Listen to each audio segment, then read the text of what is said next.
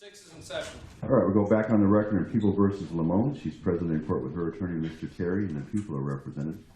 We have Mr. Hearn still on the stand, subject to direct by Mr. Smith. And all 12 plus 4 in the box. Good afternoon, everyone. Good afternoon. I see you all back. When we broke at noon, we were listening to People's 48A as an alpha. We're on page 28.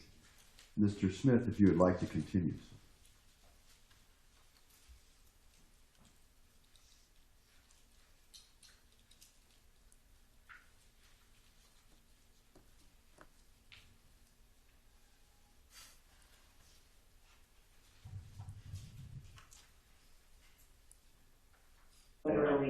Really, I don't. Like, it's a never-ending problem, you know?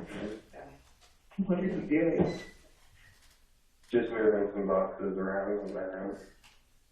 What does it sound like I'm doing? Oh my gosh, it sounds like you're building a house. Sorry. No, don't be sorry. It's totally fine. But like when I'm rinsing stuff out or like putting dishes away, you'll be all, whoa, what are you doing? You know, like, what does that sound like? I'm putting silverware away, you know, or like I'm rinsing out a cereal bowl, or like just, you know. So anyways, but.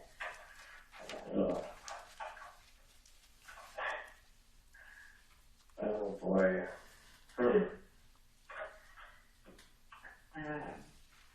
So do you think I should like take this phone and keep it in the car maybe? Or You could. I don't think it would be a problem. Are you guys taking your car? I'm sure. Okay. I'm sure. Or do you want to take your dad's truck maybe? Oh, geez. Oh, you thought the appointment, the crime line was going to be a good excuse. I'm going to be late. Go ahead and check in. Detective Meyer, I'll be late.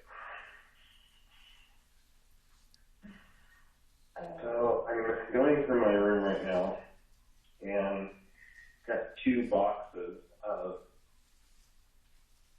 unsold goods. Well, kind of. It's just of other stuff. I'm trying to think. You know, I think I'll pray about it.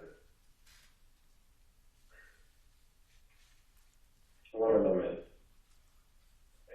yeah, I'm just thinking like, first of all, I don't think I'm going to do any more of that importing kind of stuff. Just, it's not my, like, it's definitely not on my. One of them's what? One of them is just accessory, it's kind of stuff of, you know, mixing vials and you know, sterile syringes and alcohol preps and all the accessories for, you know, medicine creation and,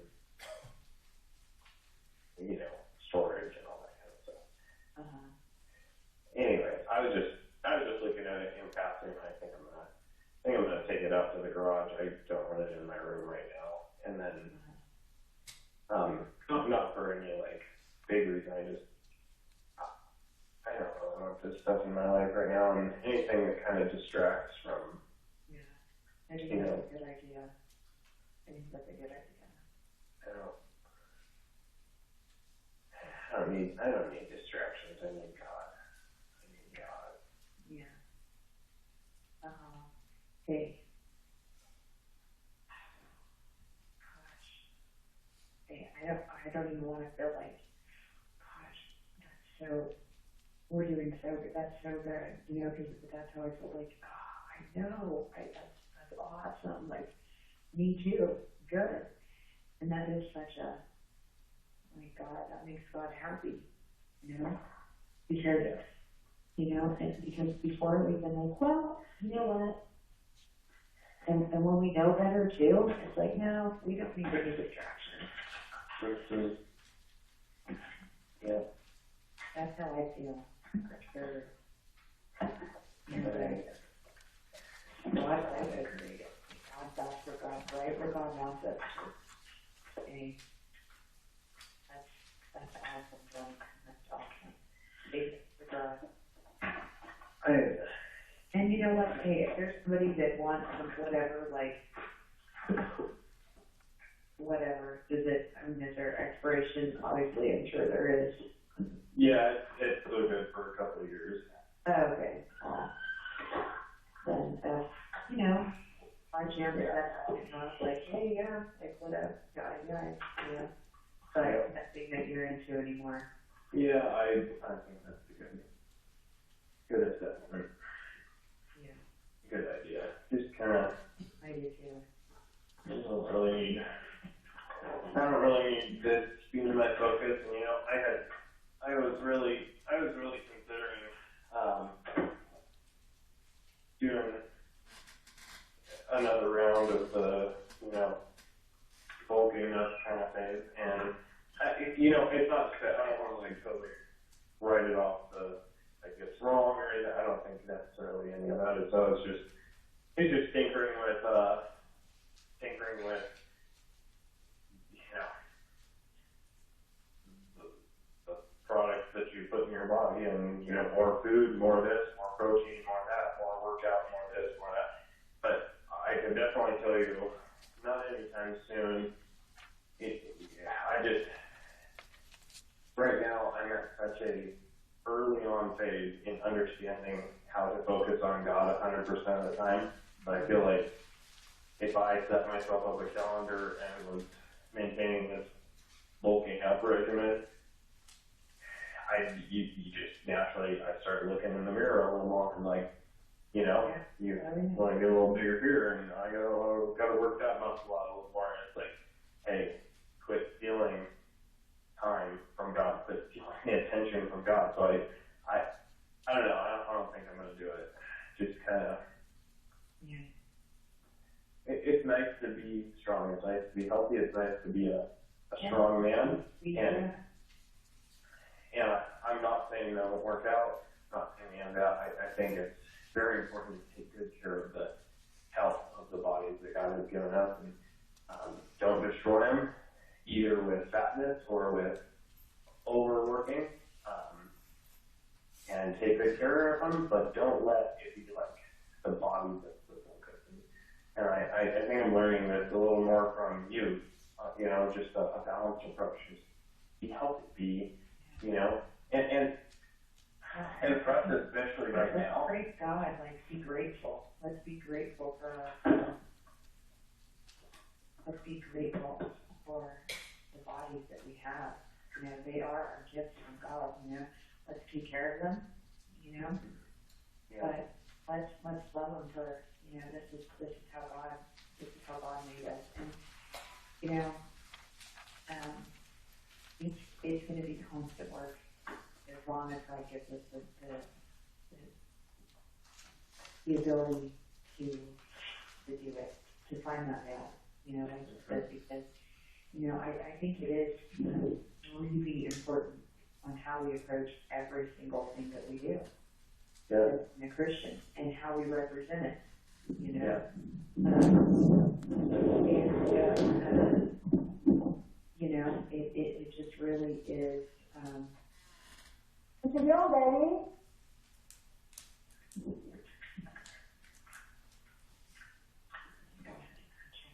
Yeah, it's like baby.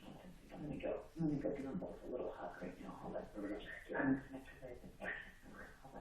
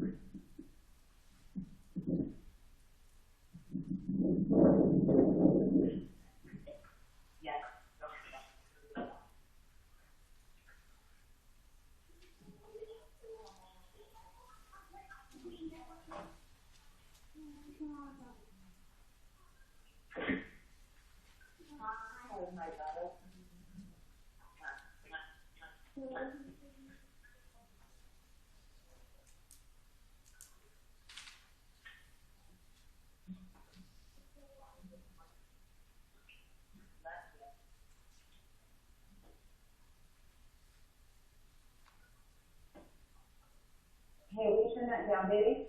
Robbie, turn that down a couple notches. Hey, 5 minutes for coming to bed. I'm gonna reach you guys, okay? In fact, it is about, I'll give them another couple minutes. I'm gonna bring you back here for each one and Call it a night, get some good rest, finally, hopefully. yeah. I'll pray that you guys get a good night's sleep. I know the last couple have not been so amazing. Yeah, no. I think I'm going to. I feel really like my heart beat. And,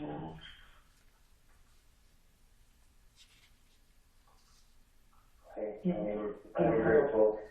and hope and really, you know. Mm-hmm. So, but you know, there's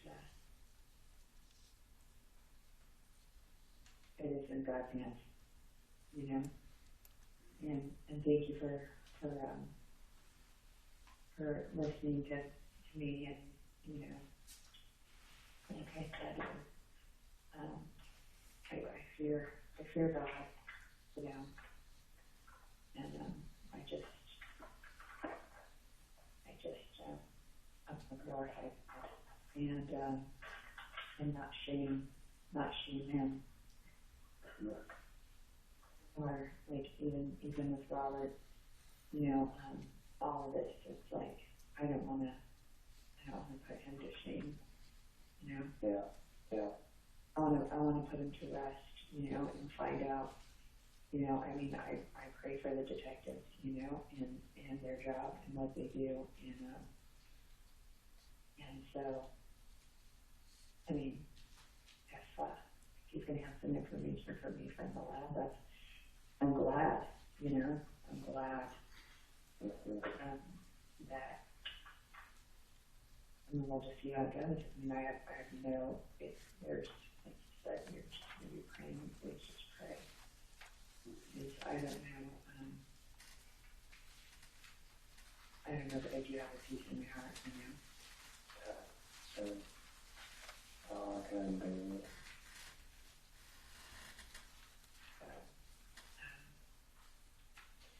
But I also know that, you know,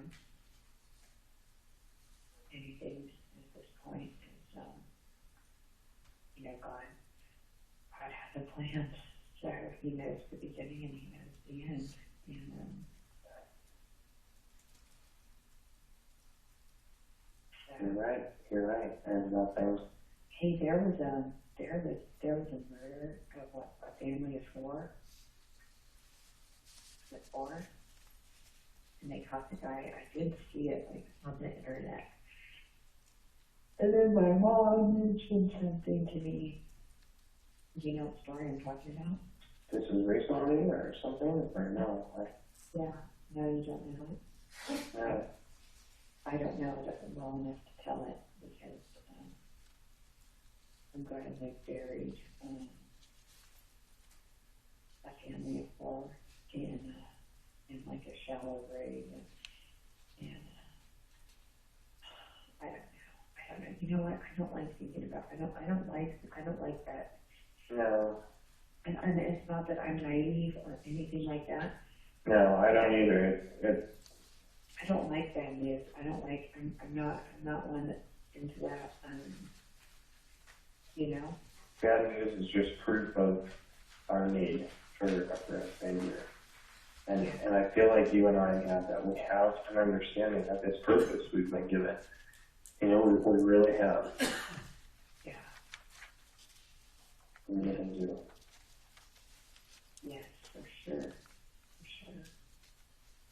So, well, Jonathan Hearn, Oh, I love you so much, my girl. I love you. I love you so much. I love you too. And I think that, you know, thank you for understanding my heart and my life and my soul, and thank you for just getting me. I'm so grateful to God. You know, I shouldn't even thank you because, like I had told you, it's like you didn't even want to take the time to even get a girl. It just wasn't. That wasn't on your agenda. It wasn't on your plan. No. Whatever the opposite of that is now. Yeah, whatever the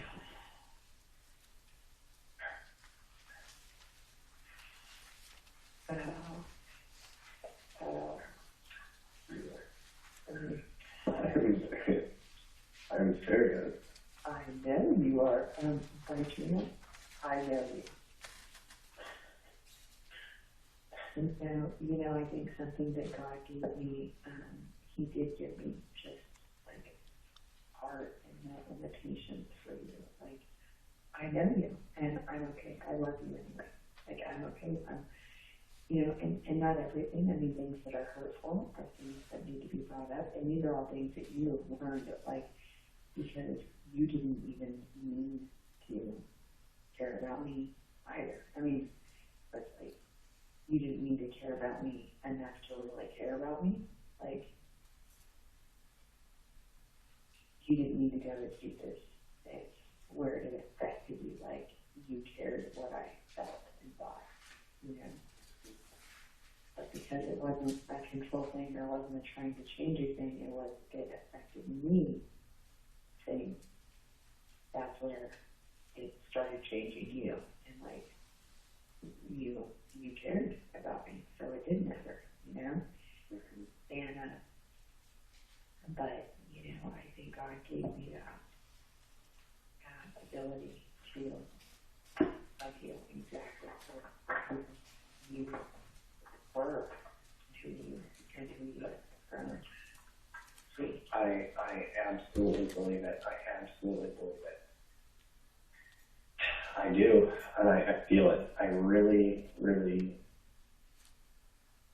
I feel it, Sabrina. I feel God gave you the key to me, and He gave me the key to you, and it's not just one key. Like, we gotta go sharpen that key and use it on different walks, and like we gotta be constantly discovering. And it's probably a bad analogy, because we constantly need to be discovering each other through God.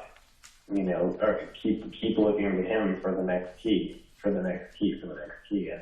and I love you so much, and I feel like we are a great team, and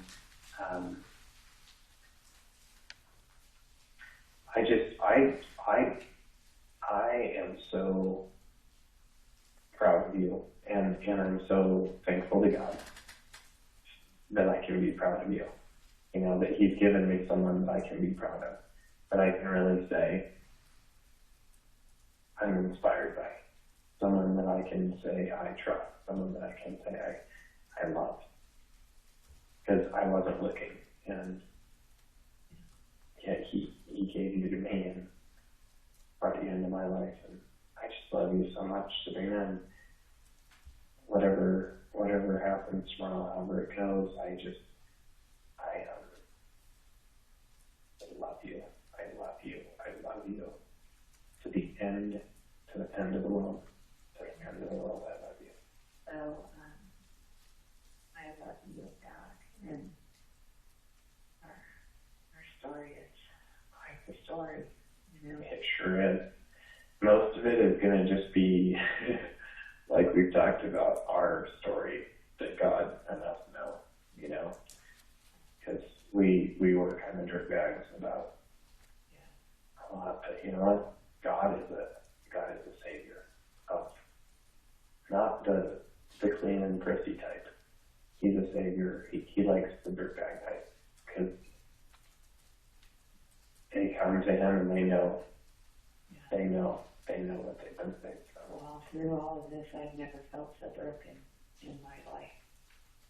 But it's not that kind of like, Maybe on the corner streets I'm broken. It's not the kind where I've been hung over because I've been drinking too much broken. It's not the kind where I've been the severity of the thing. It's where God wants me to be broken. yeah. Through all my sins. Actually, it is all those things. It's all those things. It's everything. You know, not just us. Everything. You know? I feel it all. It's like, to where it is, it's like, I fear God. Like, okay, I'm pleased to do, like, for I am yours, and, you know, I am new again, you know? Yeah. Please just save me, you know? Yeah. And,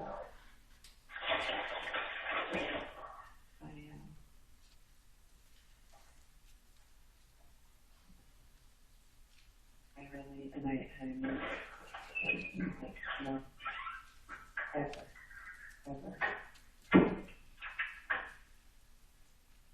Thank you.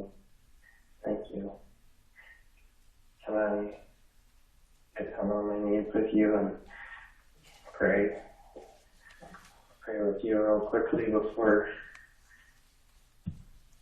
we get those kiddos and your pretty beautiful self to sleep.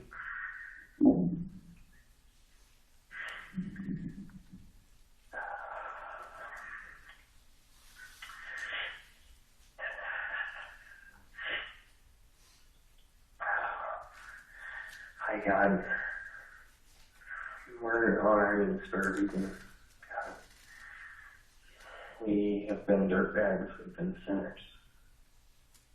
We've been selfish. We've sinned. We continue to sin, God. But you are a Savior. God, you've given us a gift. You've given us a gift, not only of salvation, but you've given Sabrina and I a purpose. Along with this salvation that you reminded us of, that you've given us, and you've given us a purpose to love you, to live for you, to let it permeate our words, our actions, our life, to minister to others for you, to be missionaries here on this earth. God, it's the calling that you've given Sabrina and I. And God, there are a lot of things competing with that calling. There's a lot of things competing with that calling. There's distractions. There's mirrors. There's image. There's money. There's fashion. There's cars, and there's guns, and there's this, and there's that, and there's so many things that compete for that affection that, God, we just want to belong to you. God, please be our confidence. Please give Sabrina strength. Please give us both strength. Please, God, I want to pray for tomorrow, and God, please help me to be continual in prayer tomorrow, and Sabrina to be continual in prayer and wisdom for all of the conversations she has with the detective. God, please give her peace in her heart. Yeah, baby. So she bought me a hammer. Remember us doing okay? I don't know, honey. There's a big rock one with the teddy bears. No, I don't remember that. Anyways, but they you know when you walk, the little holder. Okay, what's up, baby? Come on. Bedtime. They have water in it for like. Okay, I'm gonna come check out what you're talking about here in just a minute, okay, baby? Oh, cute. Okay, let's start wrapping it up. I love you. You'll be cooking? Okay. Sorry.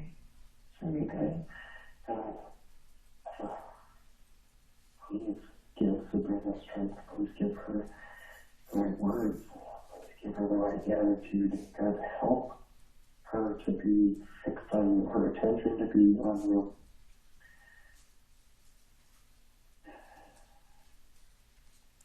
Please help us to love you.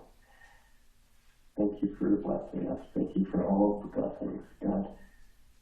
We give our lives into your hands, not into circumstances, not into, oh, I think it'll work out because we have made steps to make it work out, not because, oh, we make enough money, then it'll work out, not because anything costs, God, but because God has given us the chance, and He has given us grace.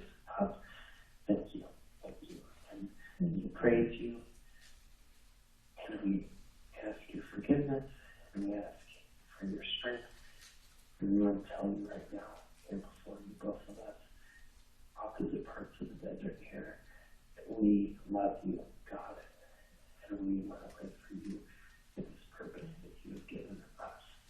In Jesus Christ. Amen. I love you, baby. I love you. I love you, God. Thank you. Thank you, baby.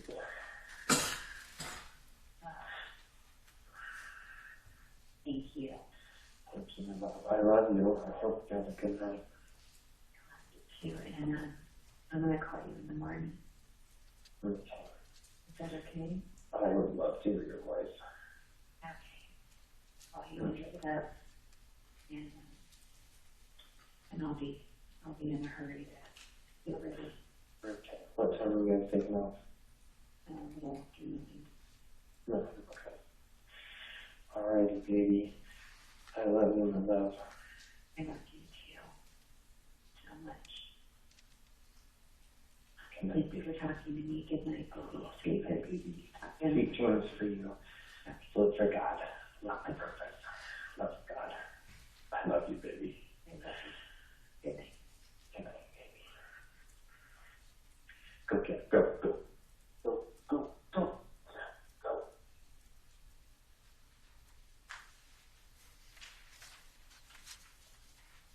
Did you hear that? I did. These cats killed me during my prayer. I was like, don't get over here. I'm sorry. Hey, I'm sorry. That's not a good way to end our conversation with you. I'm like, go, go, go, go. Oh, get out. Get out. Get out. No, I'm on the front porch, which is kind of like his domain. Oh, I wanted to be under the stars and try and have some fresh air. It's so nice out here. Hey, I love you, Sabrina. And I won't yell at the cat this time. I'll just tell you that I love you. I thank God for you. I thank God for you. Thank God for you too. I really do. I feel like so much. I love you. God, please help Sabrina to also get a good night's sleep tonight. Help her to be calm and just rested and just, please sink her into a deep sleep and help her to get good quality, godly, God-filled rest. In Jesus' name. Amen. Thank you. I love you, my beautiful girl. I love you, my love. I love you too. I'll talk to you in the morning. Okay. Good night.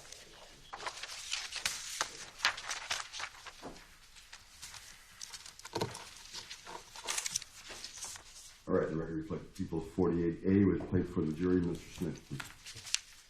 Mr. Hearn, drawing your attention to the beginning of the transcript where it shows the time at 19:07 hours, which is 7 in the evening. Do you recall what time you left Sabrina Limon's residence that day on November 12th? I don't. Okay.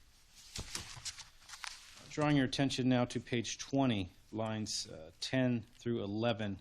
You make the statement, we talked about money stuff, and I feel like I was kind of just sort of not being greedy, but sort of being selfish. What did you talk with Miss Limon about money?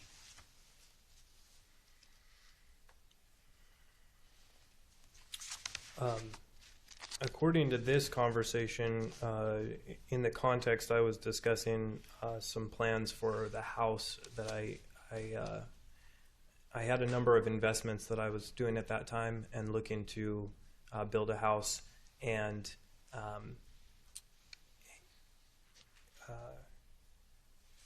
I believe in the context of this conversation, the realization that we had discussed that she could we had discussed a couple configurations of how to accrue that money to build that home that I was planning to build on my property. My initial plan was going to take a little while and would require some specific investments over time, whereas we had discussed her possibly selling her house and just using that money outright and get essentially break ground on building our home much earlier. So with respect to this conversation, I had felt like I was just a little bit selfish in maybe wanting to move along the timeline as opposed to just go with the original plan, make mature, wise investments, and wait the necessary amount of time it would take to get that house built. You mentioned timeline, moving your attention out of page 21, lines 1 and 2. Ms. Limon says, do you think that God is, he's guiding our timeline right now for sure? When she says timeline, is that what you just testified to?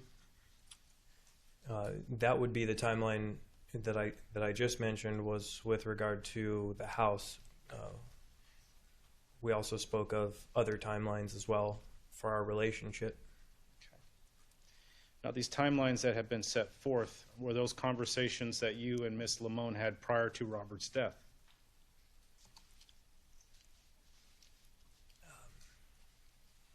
Yes, I believe so.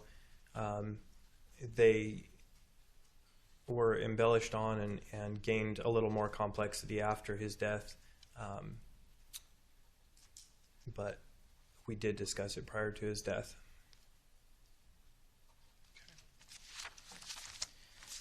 Drawing your attention, page 28, line 24, Ms. Limon makes mention of what she should do with her phone, basically saying, so do you think I should take this phone and keep it in the car?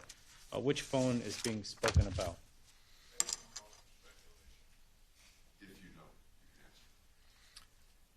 She was speaking about the burner phone, secondary phone line that I'd purchased for her. Okay. The call that we just heard, what phone was being used? That phone. Okay.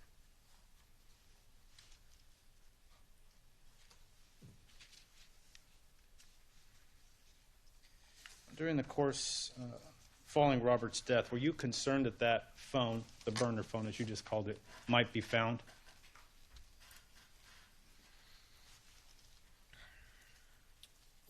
We did discuss that, and I was concerned initially about it.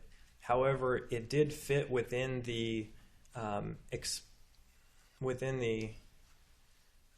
parameters of our originally discussed alibi.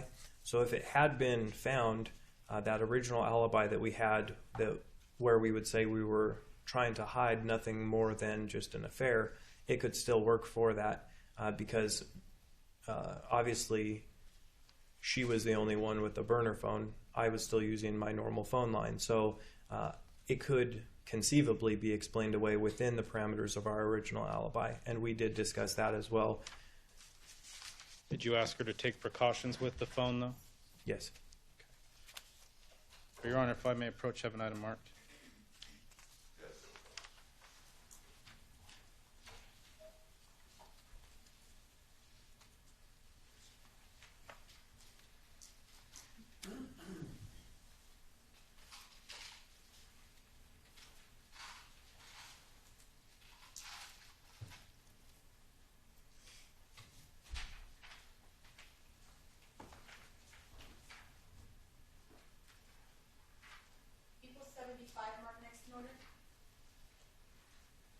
The witness. Please. You could review People 75.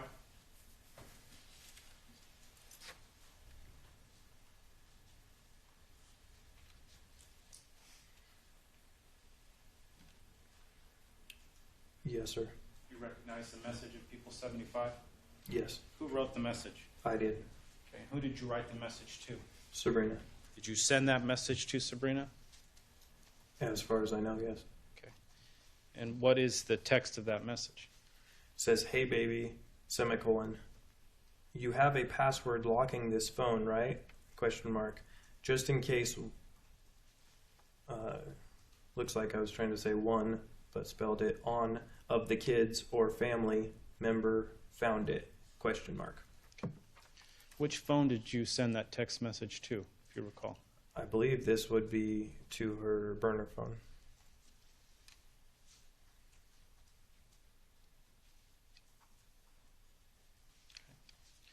Your Honor, we request People 75 be moved into evidence at this time. The objection? Submitted.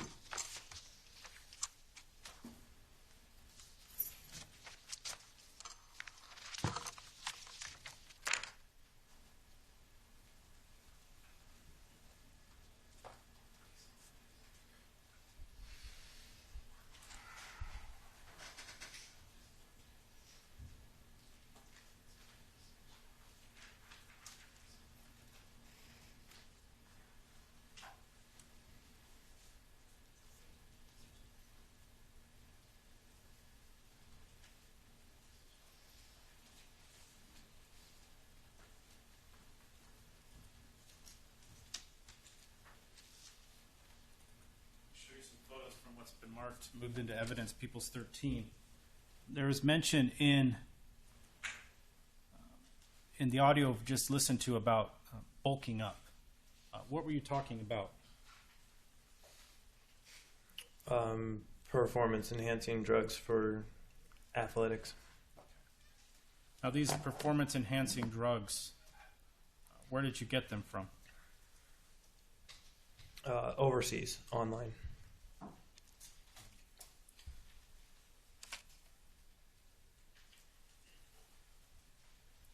Now, how many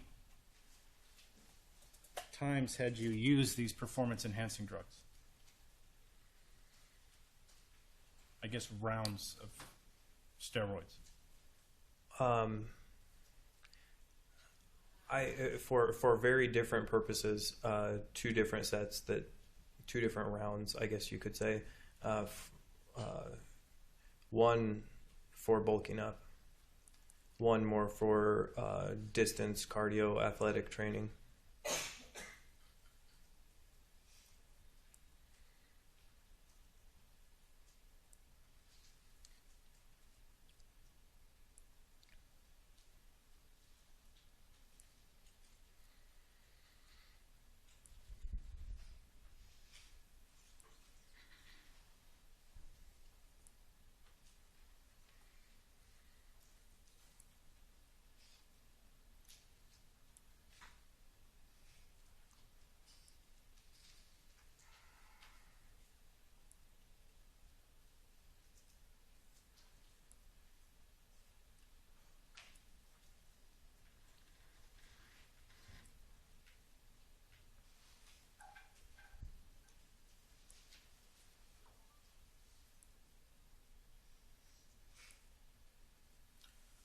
I draw your attention to the screen, what's been labeled as photo MJR 8362.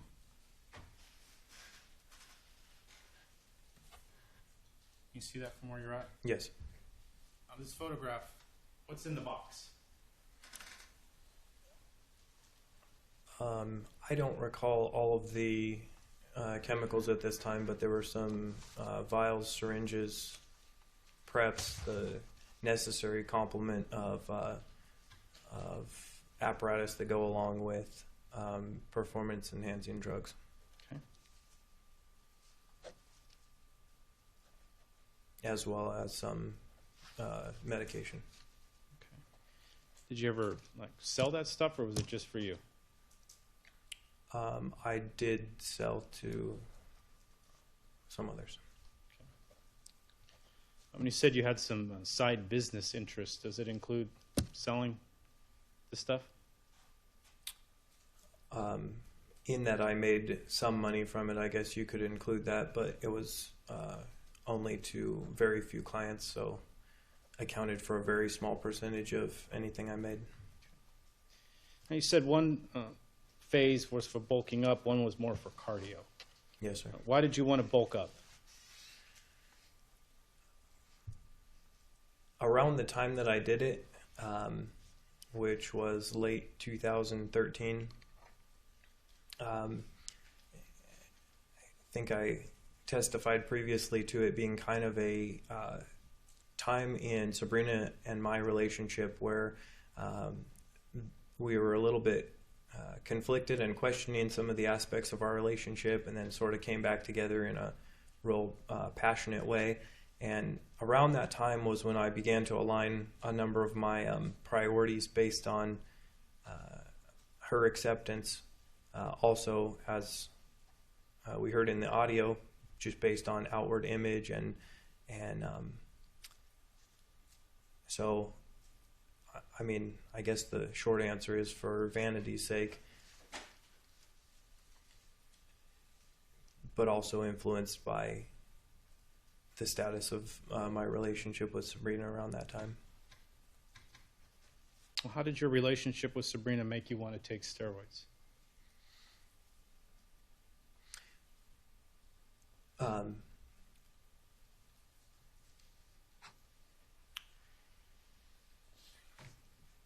Well, I guess the simplest answer would be we were talking about body types one time, and while I was already preparing to start bulking up for the winter, because I usually would do that, we were discussing body types, and she discussed that I don't remember her exact words, but something about me having more muscle would be more appealing. And so that I remember being a triggering factor at that time, something I had already sort of been involved with.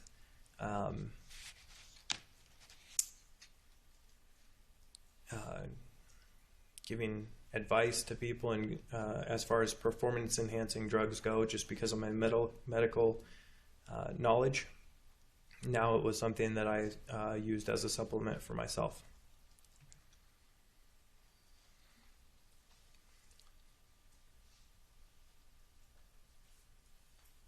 Your Honor, if I may approach, has some transcripts marked. Yes.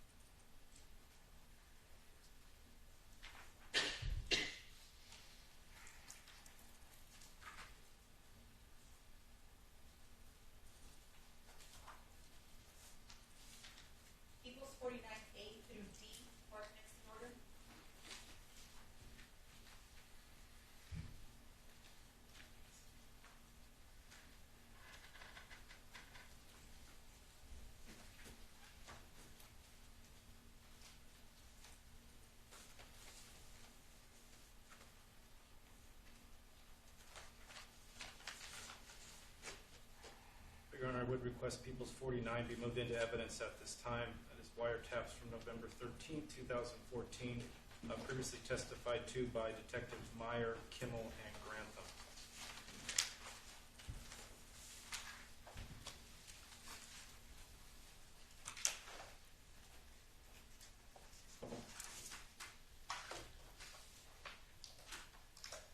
Mr. Terry, any objection?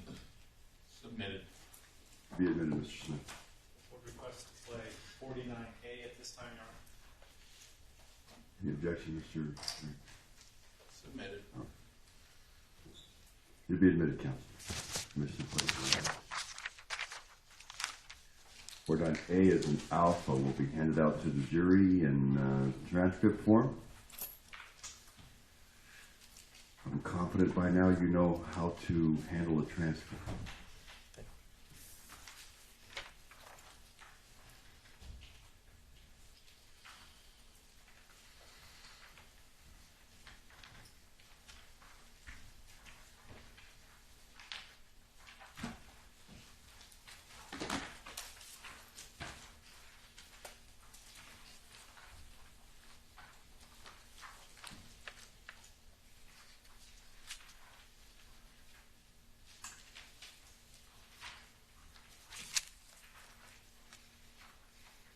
All right, Mr. Smith, all the members of the panel have a copy. You can proceed.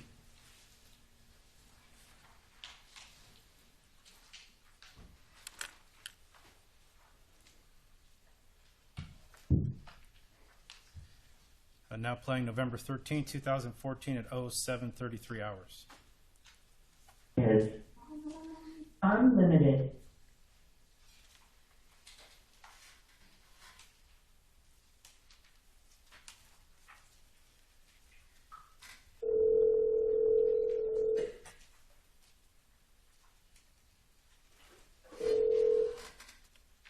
Good morning, my mother. Well, good morning. Oh, good morning. Oh, my girl. Oh, I'm good. I slept so super amazing. Oh, thank you, God. Thank you, God. Thank you, God. That's wonderful. I love to hear that. Yeah, I slept really good, and just,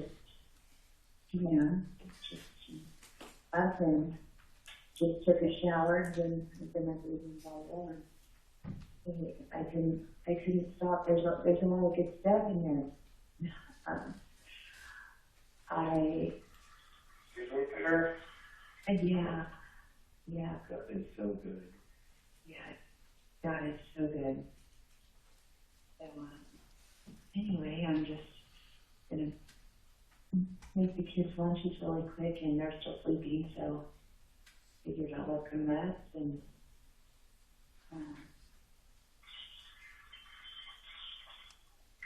what are you doing? I'm just, I just took a shower and I'm just shaving.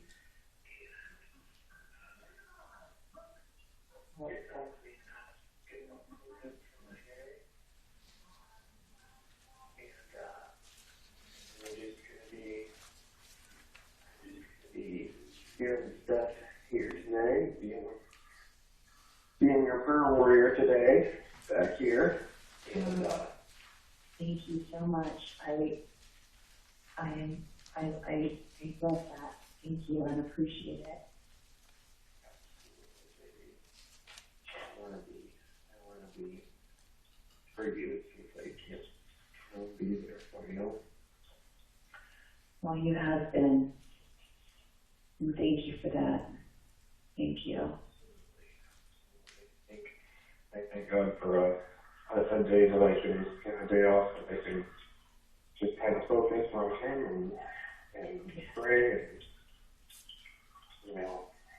fix my eyes on Him. And, Thank you, God. Oh, we have so much. So much to be thankful for. we sure do, Lily. We sure do.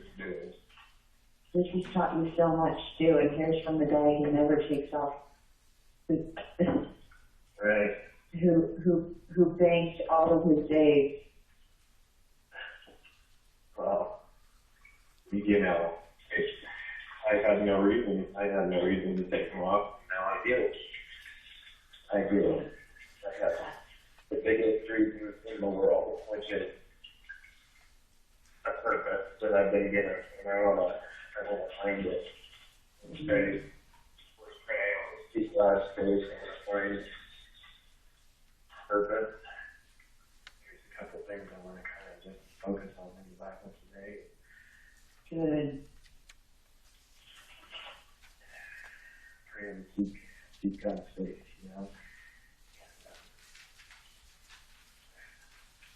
Anyway, this one also going to try to take the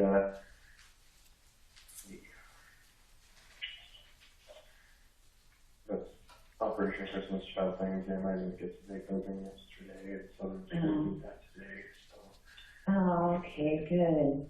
nothing extraordinary, but Well, just it sounds like it's actually pretty, it is pretty extraordinary, actually, what you have on your, I guess so. It's not ordinary at all. It's extraordinary. So, well, good. yeah.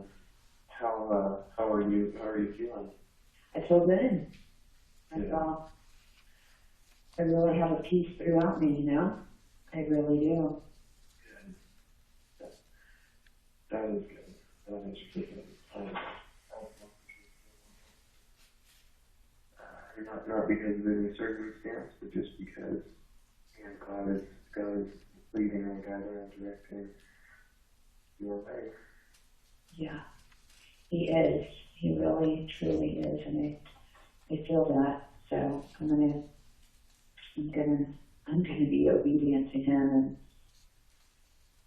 and just glorify him in everything that I do to the best of ways that I possibly can, you know, and just trust in him, you know. So.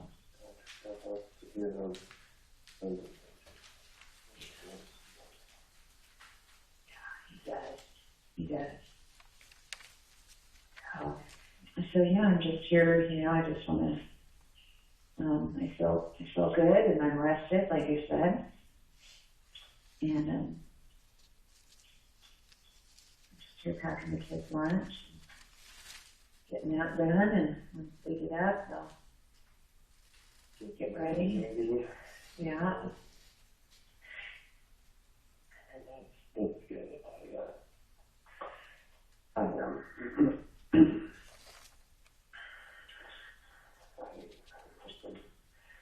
I'm hoping for the best here, and that he can give you maybe some indicators, maybe some answers, and Yeah. that you feel confident in, you know, the way you're answering your questions, because, you know, I think one of the tough things is, you know, you're coming at it, you know, not wanting to involve them where they're not anything to be involved in, and there's really no reason for them to know, you know, Rob's interests and stuff like that, and so to just kind of steer clear of those kinds of things, I pray for you to have confidence while you're trying to protect Rob's legacy, and while you're just trying to kind of more so let him know what is everyone else's to know, which is, you know, if you were on the outside looking in, perfect marriage, perfect, like, young ones, like, you know, and that's what the reputation is, that's what the legacy is, and that's what they're looking for is, what is the reputation, what is the legacy.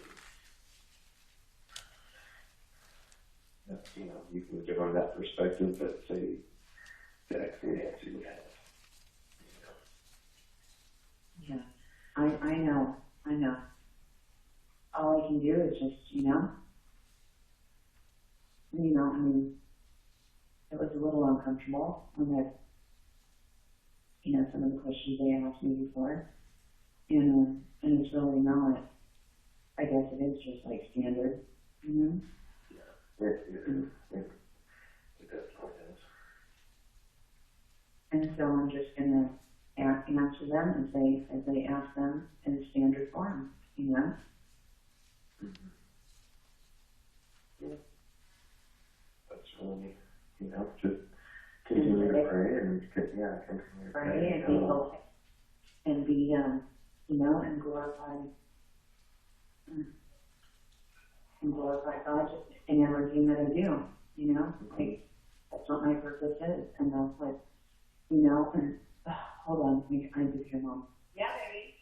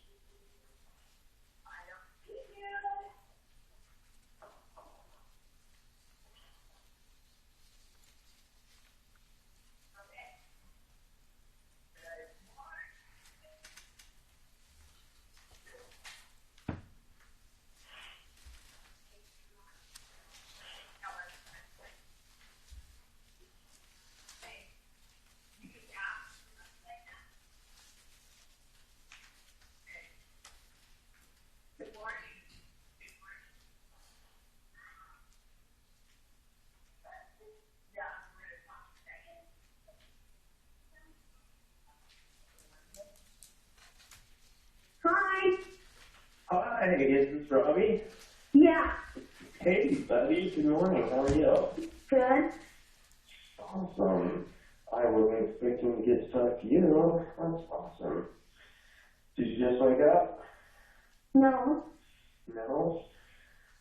Were you hiding from your mom or something? Mm-hmm. Where were you hiding? You know on the left seat where all those pictures are? In that soul rocket? Okay, yeah.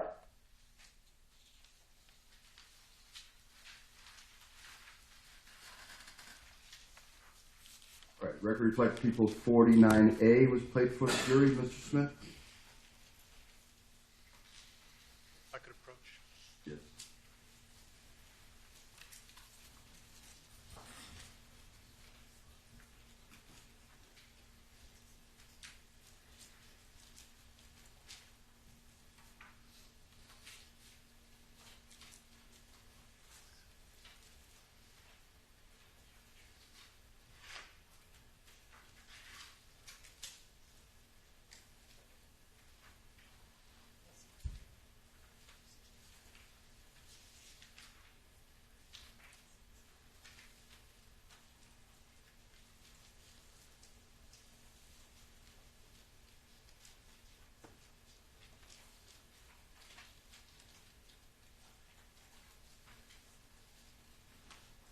Your Honor, would request people be allowed to play People's 55.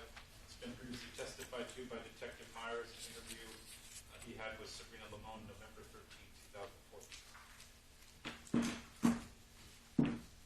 1 second, Counsel.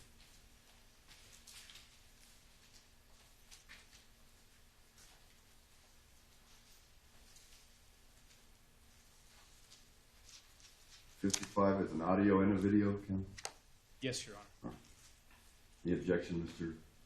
Terry?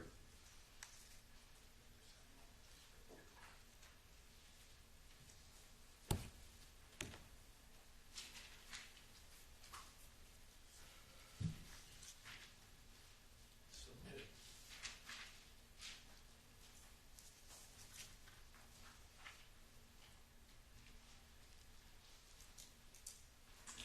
Would it come from Detective Meyer on 9/14, Mr. Terry, at 11:50 a.m.? Explain why I'm having difficulty remembering it. Thank We'll you. find it. Motion's granted, Mr. Smith.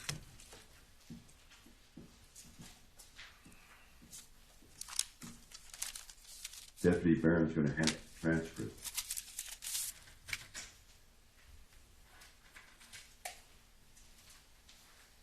The People's 55A is an alpha. Mr. Smith, this also has a video component.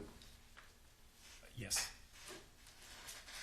This is video and audio, so what you see and hear is evidence. The transcript, however, will help you follow along.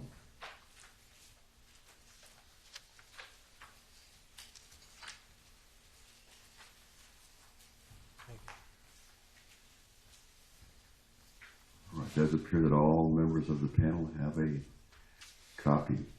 Mr. Smith, whenever you're ready.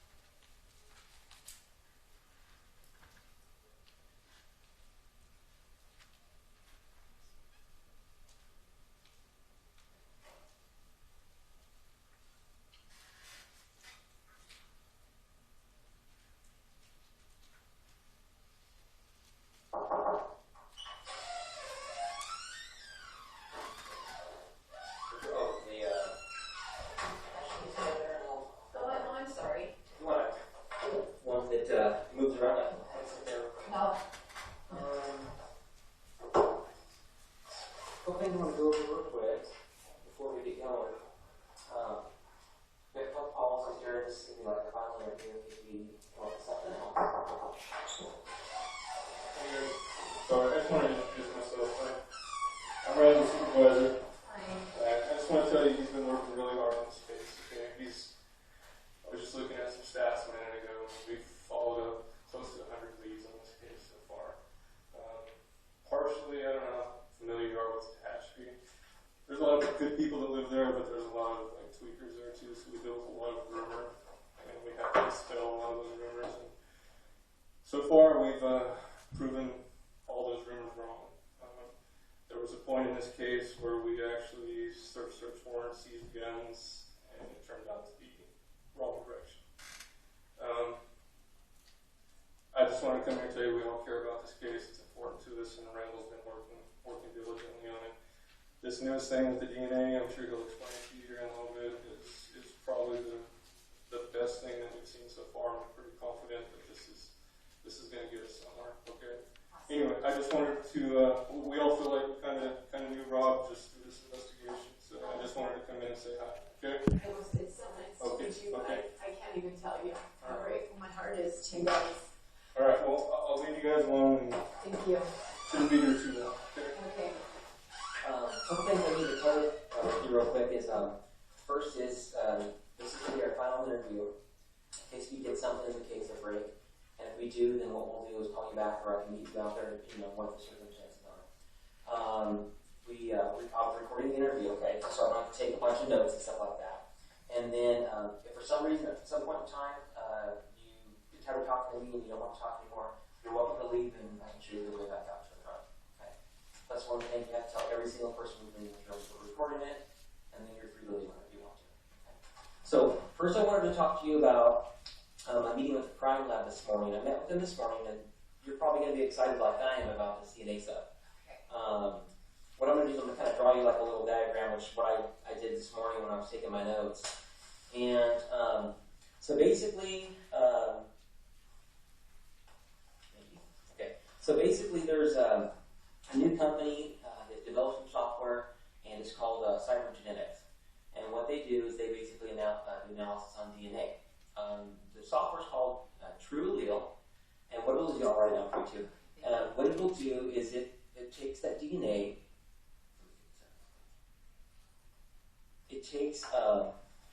specializes in mixed DNA profiles. So if we have, the way the lab explained it to me this morning, is if we have like two pieces of DNA that have cross-contaminated each other, they're able to separate those DNA profiles, magnify it, and then get a good profile from it. Okay. We're actually the first county in the United States that started using the software. And since we started using it, some other counties have, and they've actually solved some cases and stuff they were working on. And they were able to take those cases to trial, and they were upheld in the Supreme Court. So that's good news. So if we have the cross DNA, what it's going to do, it'll individualize the two profiles, magnify it, so we can get a good profile. So what happens is after we have a profile, we have a system called CODIS. And the CODIS system, what it does is everybody that gets arrested for a felony, we take their DNA at the time, and it gets entered into a database. So once we have these two DNA profiles separated, we can enter those into CODIS, and if the person has been arrested before, then we will locate and get a hit. Okay. What we've been doing is, since the incident happened, we took, I think there was at least 12 hours processing this crime scene, because it's very, very detailed and very sensitive. You only get one chance to take a stab at a crime scene. So what we did was we move in inch by inch, checking this whole crime scene out to make sure that we collect every bit of evidence we can. Okay. So when we were doing our, not me, because I wasn't doing that stuff, we have technical investigators that handle all the DNA and all the fingerprints and stuff like that. So when they were doing their crime scene investigation, we located what we believe to be two sweat drops that were crossed over the top of each other. Okay. So what they did was they took a sample, they take a couple samples from it, and they seal them up, and then I've sent those to the crime lab to be tested along with a bunch of other DNA. Okay. I also was able to meet back with the BNSF employees who all worked at this office to get their DNAs also. We basically tested them, and so we can eliminate them from these two profiles that we have here. So are they eliminated now? Not yet. They're still working on that. They said, I wrote here, they're about a month out from having all that eliminated. Okay. So, So you know that's not Robert's. no, we haven't. They're still testing all of them. So that includes Roberts. So they're still testing Roberts and all the other employees there to confirm that that it's none of their DNA. We're actually thinking that one of them is going to be Roberts, but we don't know. Okay, until it gets tested. All right. So then it would leave us the other one that's out there. Now, if for some reason or some point in time we come in contact with somebody who we suspect that may have done the crime, we can easily collect their DNA by a multitude of we have multiple capabilities of testing that DNA or grabbing it and getting it.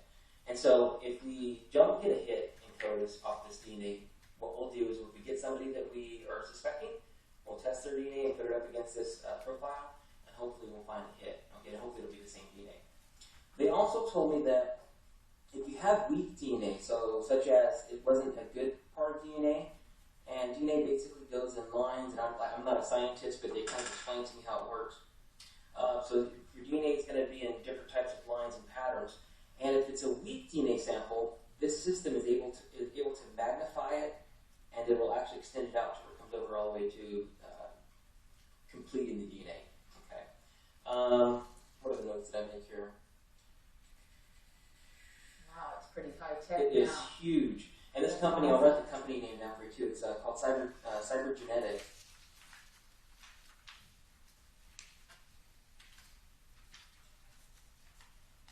And they're the company that actually designed the software. And like I said, it's getting good DNA hits off weak DNA. It is awesome. I'm so excited whenever I found this out. I was just so pumped because it changes the playing field for what kind of DNA we can test and stuff. Okay. I think that's all the notes I took. So drill wheel. Okay. Like I said, it specializes in the mixed DNA stuff. It is simply amazing. It's beyond my mind. That's why I'm just like, what? Yeah, it is. I need everything explained for this simple. Sure. This simple mind, because I don't. That's big stuff. It's huge. And like I said, if it was 10 years ago, we wouldn't have this technology. Right. So it's just recently been developed. And it actually. And then even cases from 10 years ago can be brought up for this, right? Sure, they can. In fact, we recently had a serial rapist case that we ended up solving from this software. Huge. So we had a multitude of DNAs that we tested and we completed the profiles and tested them, and this software was able to eliminate and separate that DNA that was cross-contaminated. So, any questions about that? Like I said, I'm not a scientist, but so this lab will send that out, and like you said, it'll ping in the system if there was already someone arrested or has any kind of someone that's been in the system. It has to be somebody who's been arrested for a felony. Okay, so it can't be like traffic citations or misdemeanor stuff. It's going to be all those felony suspects or tested for DNA, unless it would be like a misdemeanor sex crime. Okay. Now, like I said, if for some reason we don't get a hit off this DNA and we end up suspecting something in the future, we can easily collect their DNA, and that's very simple to do. Okay. So like I said, I'm not a scientist part of it. I understand. I know we talked the other day, and I had a meeting scheduled with them, and I wanted to get some more information from them before we had a chance to meet, so I can explain it to you and hopefully go over it and help you comprehend it. Me too, because I didn't really understand, how. You just knew it was a good profile, yeah. So good. that's good stuff. So, okay, so we got that, and then that's kind of all I have. Got the two DNAs. So what I want to do is just this is probably going to be our last interview unless we have something that comes up. I wanted to just go over everything we talked about the day I went out and saw you. Okay. And so we can start from when you first met Rob. Like how long ago, and then... I was with Robert for 17 years. Okay. And I met him in Prescott, Arizona. And we were young. I feel like my mom gave birth and Rob caught me. Wow. Yeah, that's what it feels like. So, I've been with him since I was 18. Okay, so you're 18. How long have you guys lived in California? 13 years. Okay. No, he worked for the railroad for 14 years. 14 years. You second. I'll grab some on my desk. Okay.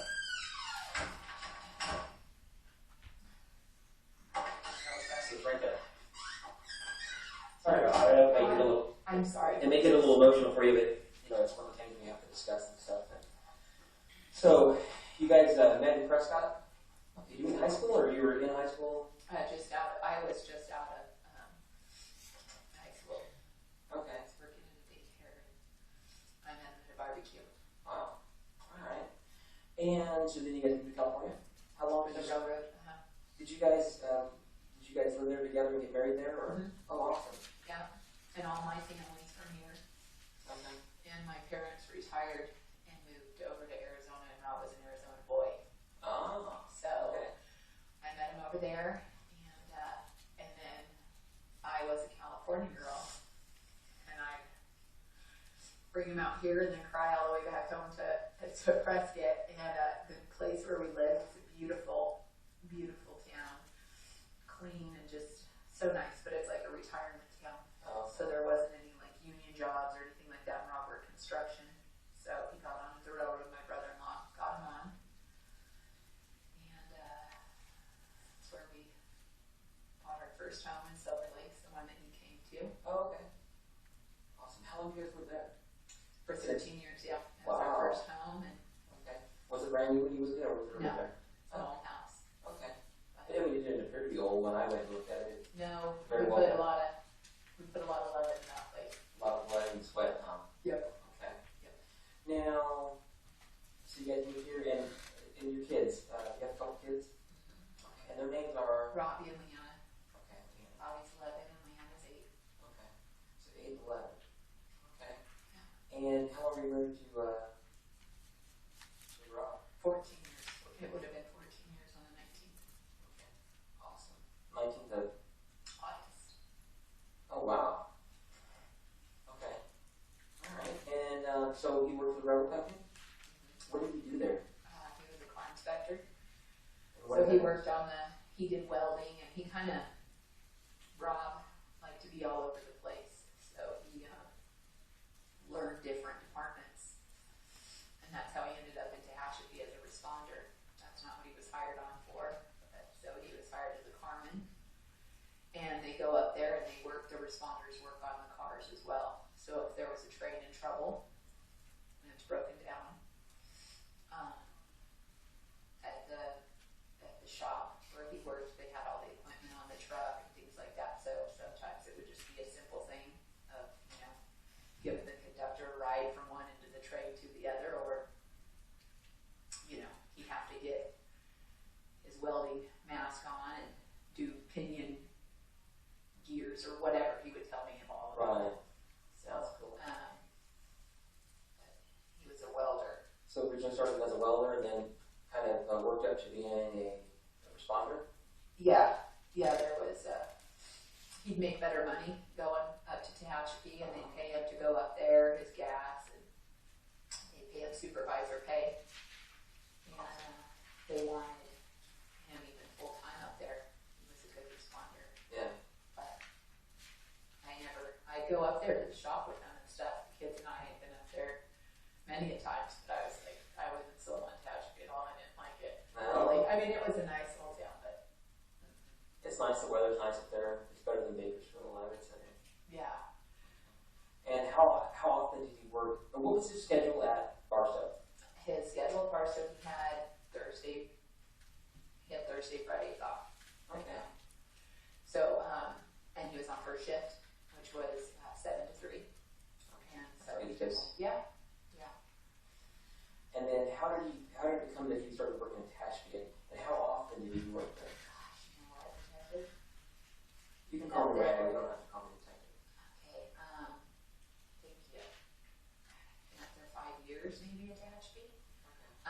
And he just started up there. It was an opportunity. So Rob liked to take opportunities to kind of not just be stuck in the one spot at the railroad or the train yard or whatever. They were just certain departments, the guys would be stuck at.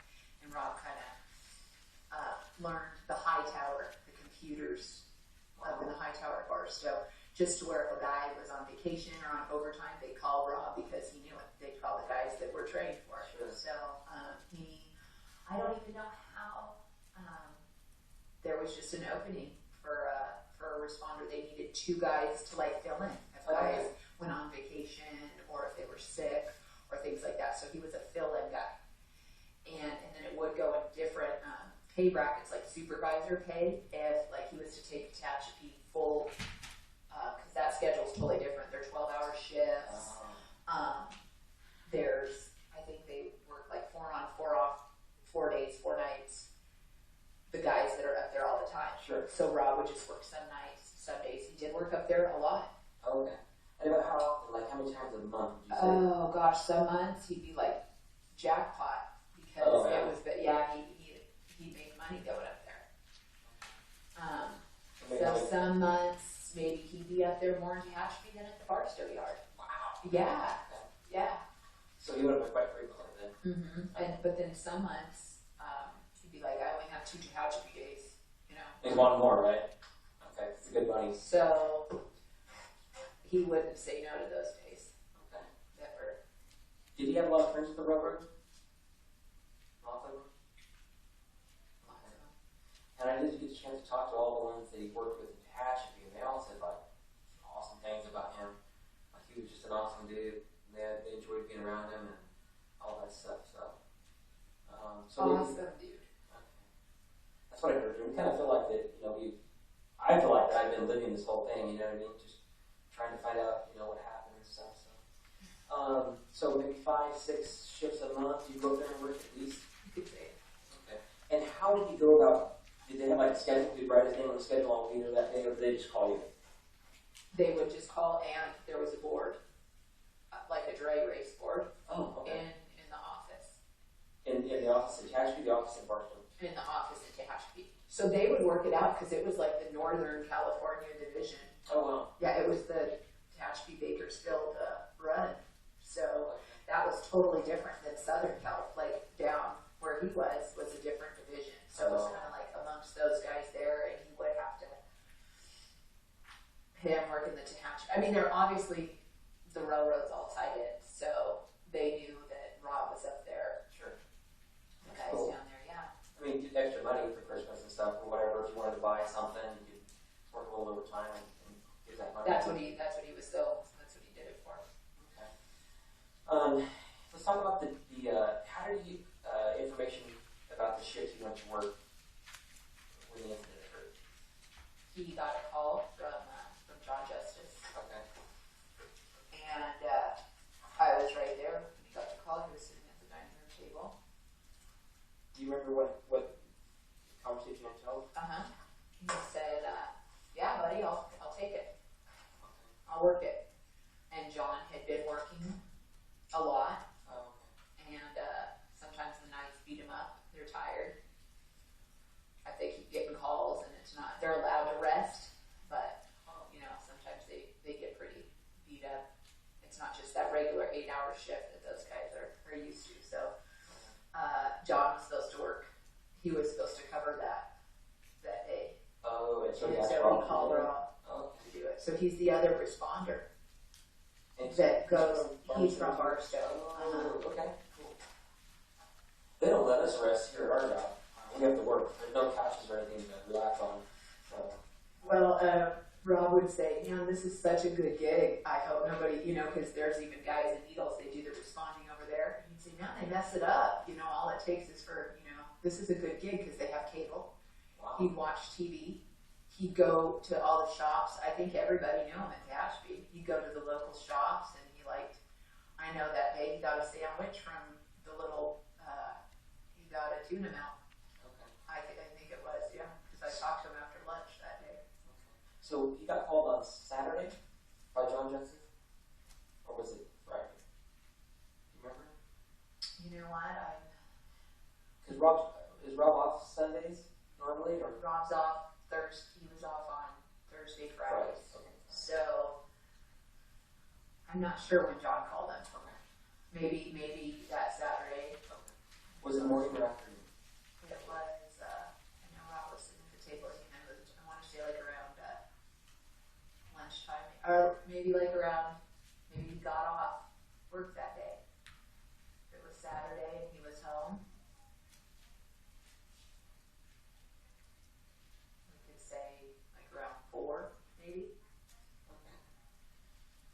so what time do you know what time he usually leaves in the morning About 5:30. to get to Tehachapi? And then he had his own vehicle. He drove to Tehachapi, correct? Okay. And then once he got there, he had a work vehicle there. Yes. They have 2 trucks there. Okay. And so you know where the shop's at, Tehachapi? You guys have been there before? Okay. Did you and the kid just go there and hang out for the day with him, or how did that work? We'd go there. The shop was like open, so there was like a fridge, and there was like a, we could microwave things, barbecue, so we bring food up there. We take the kids to the dollar store up there and let them get balls and bounce them around. And he'd pull the truck out, and let Robbie ride his scooter, and if he'd get a call, he could just take off on the truck, and we Hang out. could hang out. Cool. But then I can only keep my kids closed in like an office like this for so long without we hadn't been up there for quite a while. Okay. And how long has it been? Gosh, we probably hadn't been up to Tehachapi at least probably over a year. Okay. Now, has that building been in the same spot the whole time? Yep. So it's on good brick, and then it's like a big building out front. You drive to the back. Okay. That's why I saw it on the way over here. Okay. Oh, the building. Yeah, you could see it from the highway. On the freeway. Okay. Is that why you were saying that it was a hard drive? Yeah. I'm sorry. That's terrible. Okay. It's just so weird to me, I can't believe. So I do know that shop, and it's just so weird to me, And it was a Sunday, so there's not a lot of people around, so he left about 5:30 that morning, and so it took him about maybe 2 hour and a half to get there. Did you talk to him? Oh, sorry, go ahead. Yeah, about hour and a half probably. I would take him. Did you talk to him a lot that day, or? We didn't talk a lot that day, and we always did. He'd call me quite a bit. He called me. He was on a train. He was on this $1 million train or whatever. All right, we're going to take our afternoon recess there. Stop at page 21. See everybody back in 15 minutes. Remember not to inform or express any opinion or discuss the case.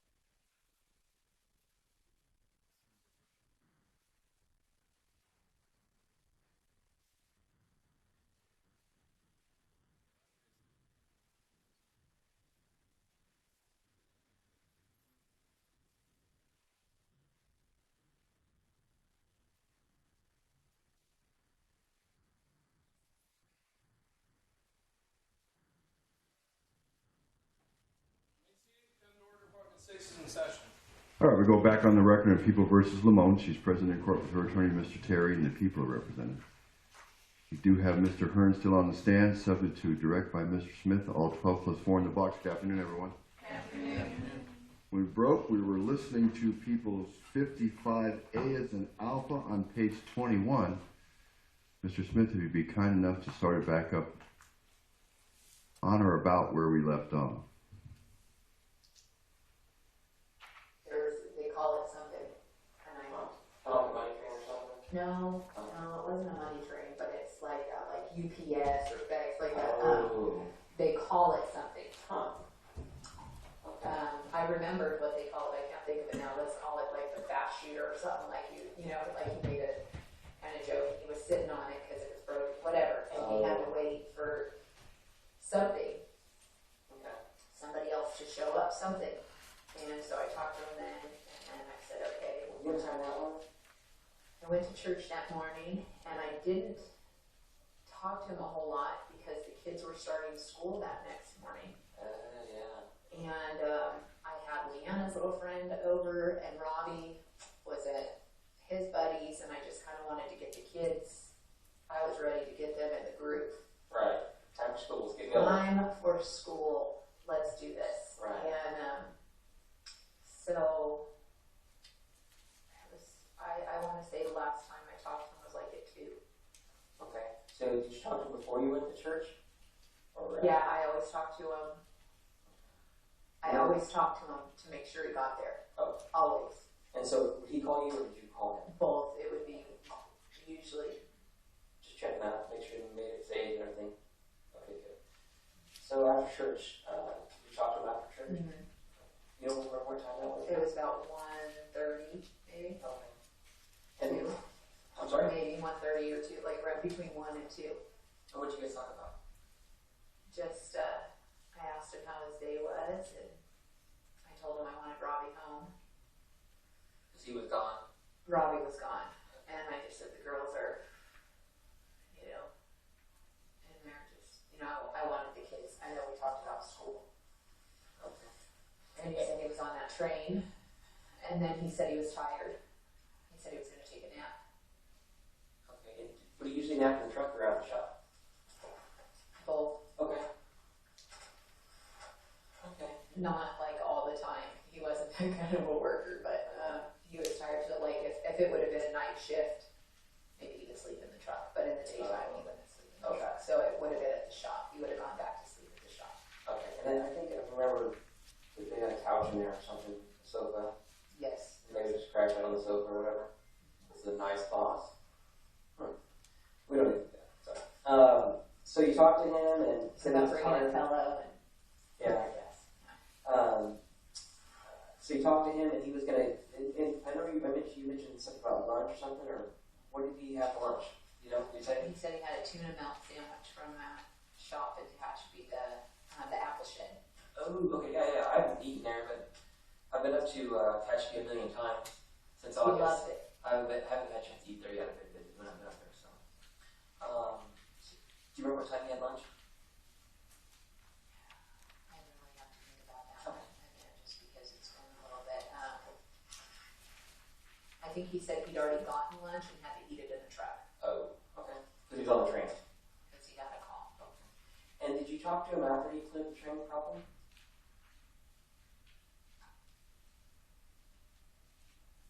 No, I don't think I did. I called him, and then I called him before I went to my mom's. My mom had recently fallen and broken her hip. Oh boy. Yeah, so I thought that was bad. Yeah. And so I wanted to go up there before, so I knew it was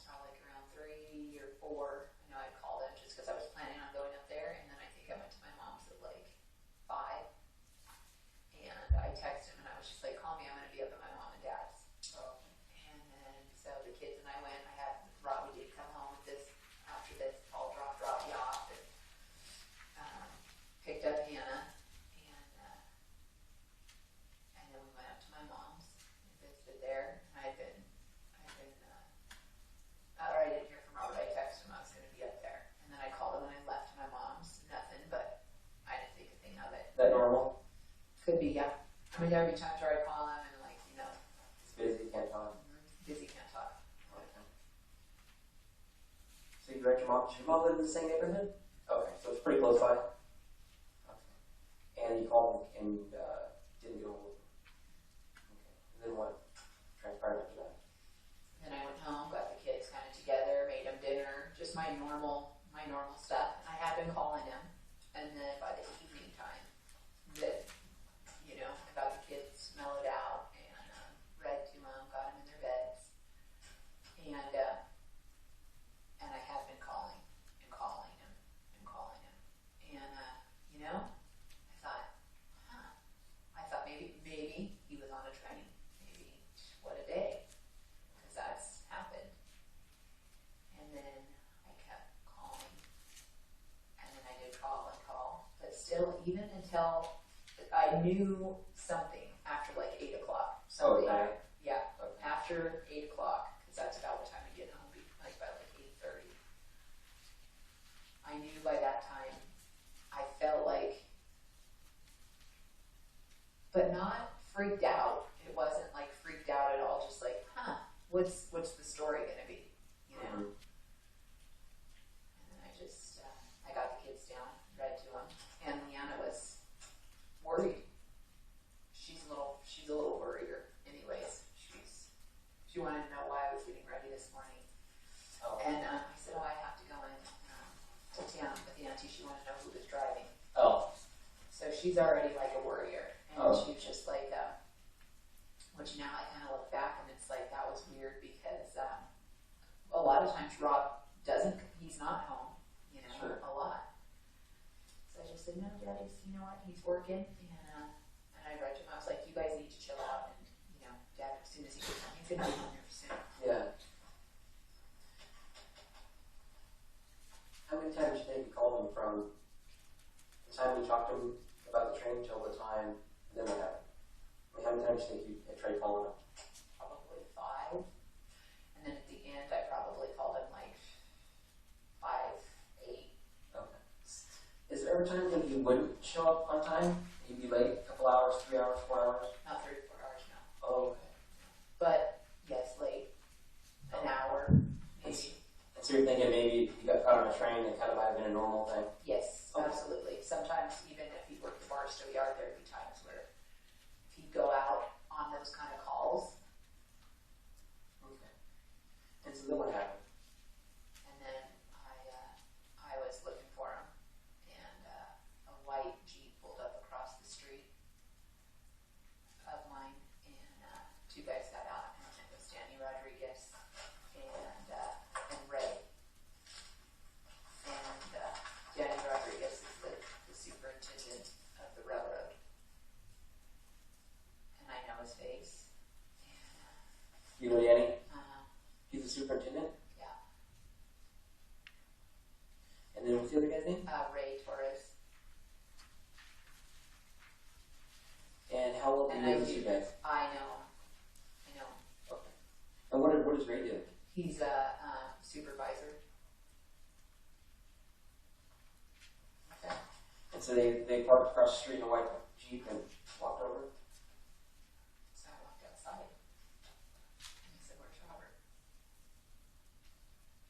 What did they tell you? He said, they just looked at me. They said they were sorry.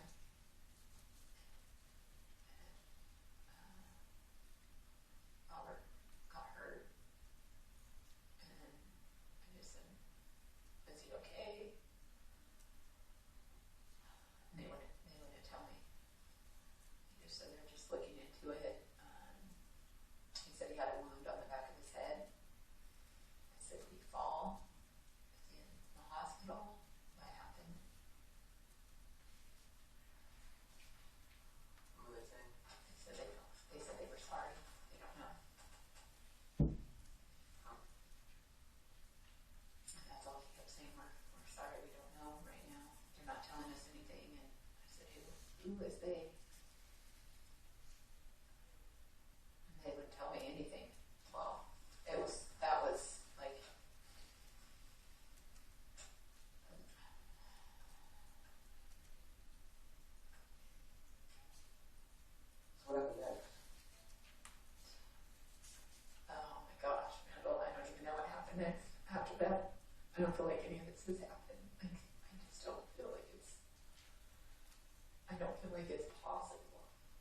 know, like I don't feel like this funeral happened.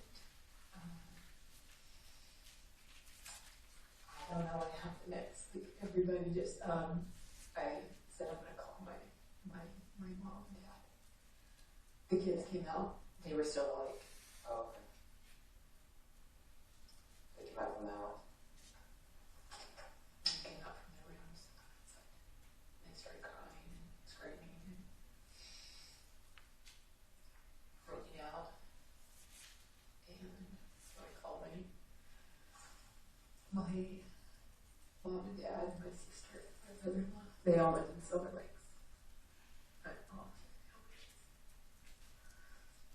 They came over, my nephew, my mom and dad, my sister, and the guys from the railroad were still there.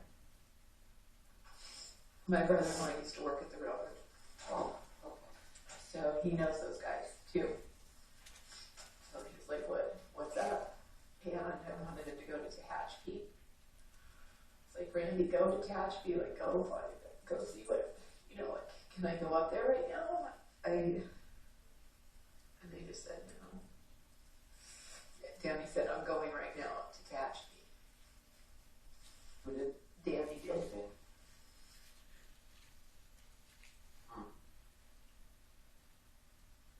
How long did they stay there? Where were they? For a little while. They were there for a bit.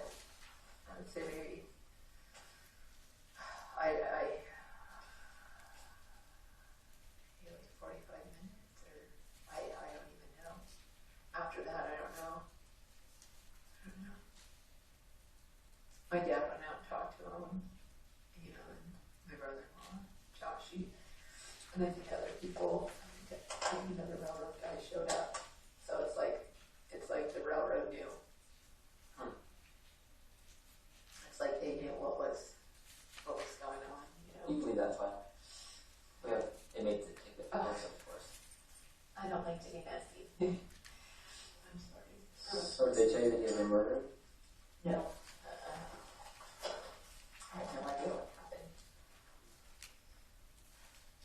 They just said he had a wound on the back of his head. Like he was hurt. But he didn't. He didn't make it. You know? So it was just like, what? Did you think it was an accident or something? You just weren't sure? Yeah. Okay. I thought he fell or. And I think we talked later that night. It was late, like 1 o'clock in the morning, I think. Yeah. And then I went out and saw you a couple days later. But what happened in the weeks after that? I mean, what was going on around your house? Oh gosh, non-stop. It's still, I mean, people, a lot of people. Friends and family? Yeah. It's calmed down a lot, you know. But, Like, do you at least have some friends that have been helping you through this and stuff? oh my gosh, I've had so many friends. Had so many friends that have been helping me a lot. And I'm so grateful. You know, it's just like I do feel like I want to figure things out. You know, like it felt numb. You know, unreal. You know, and now it's starting to. I really feel this strength around. I have to tell you, like God is. I feel God lifting me and like carrying me. You know, it is. It's amazing. You know, we did like to. We have fun friends that you know we like to drink and you know carry on a little bit. And I haven't had one drink. None? None. Wow, that's powerful. It's powerful. It is so powerful just because I don't want to go into a dark place. Like I feel Robert's purpose. I do feel a purpose and I feel a focus. Like, you know, the point that he left and the lives that he touched. And I can't even tell you what's been happening because a lot of stuff has been happening. You want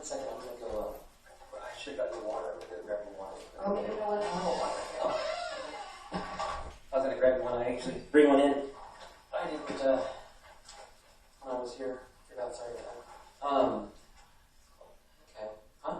Cold. Oh, you want a jacket? No, it's okay. Okay. So let's talk about your guys' marriage. I don't know, some of this stuff may be a little personal, but some stuff that I need to know. Obviously, there's a process, and we have to look into everything. So some of the questions I may ask you may be very personal. So what type of marriage do you guys have? We had a good marriage. Okay. You guys ever fight? Not a lot. Not a lot. Okay. Maybe a couple fights a month, or a couple fights a year, or No, Rob didn't like anything to be, he didn't like to fight at all. okay. Easygoing? Easygoing personality? Okay. So you guys had a good marriage, had a couple kids, and they're 11 and 8? Okay. And Robbie's the 11-year-old, right? Okay. And then Leanna, 8-year-old? Okay. So during the course of your guys' marriage, have there ever been any separations where you guys separated from each other? Nothing? No. Okay. How about, have you ever suspected Rob of having an extramarital affair? Or having a girlfriend? Nothing at all? Okay. And then, how about you? While you guys were married, did you ever have an extramarital affair or boyfriend or anything? No. Okay. All right. So, you guys got along good then, right? Okay. And you guys were just basically just living your life there in Helena. You said you guys like to party a lot. You guys do much of your partying there, or do you guys travel? And We just like to have fun, you know, it wasn't even, we did a lot. We did a lot of stuff. We traveled, we like to go to the river. which river? We went to the, like the Colorado River, Okay. go to Avi a lot. Havasu a couple times. We do Tipple Bar, Lake Mead. Okay. Did that a lot. Did all adult trips. No kids? We do kids. Oh. Yeah. Both. We were just getting ready to go on an all adult trip. Oh, boy. So were you guys planning on going to the river or the lake? Or? The river. Yeah. But just Did you guys have a boat? had an old boat. I'm sorry? We had an old boat. Okay. Well, boats are cool. That worked. Rob kept it so shiny. Kept it polished up. Oh my gosh. He was working on the system on it. I would just hear it like, we need more speakers, or we were like going to do in there, but like whatever, because that's just what we did. Okay. And so you got a plan a trip to go to the river. Who are you guys going to go with? We're going to go with Nancy and Dax and our friends Bella and Ashley, Liz and Paul. And they have a boat. Paul and Liz do. So, You guys obviously didn't make the trip.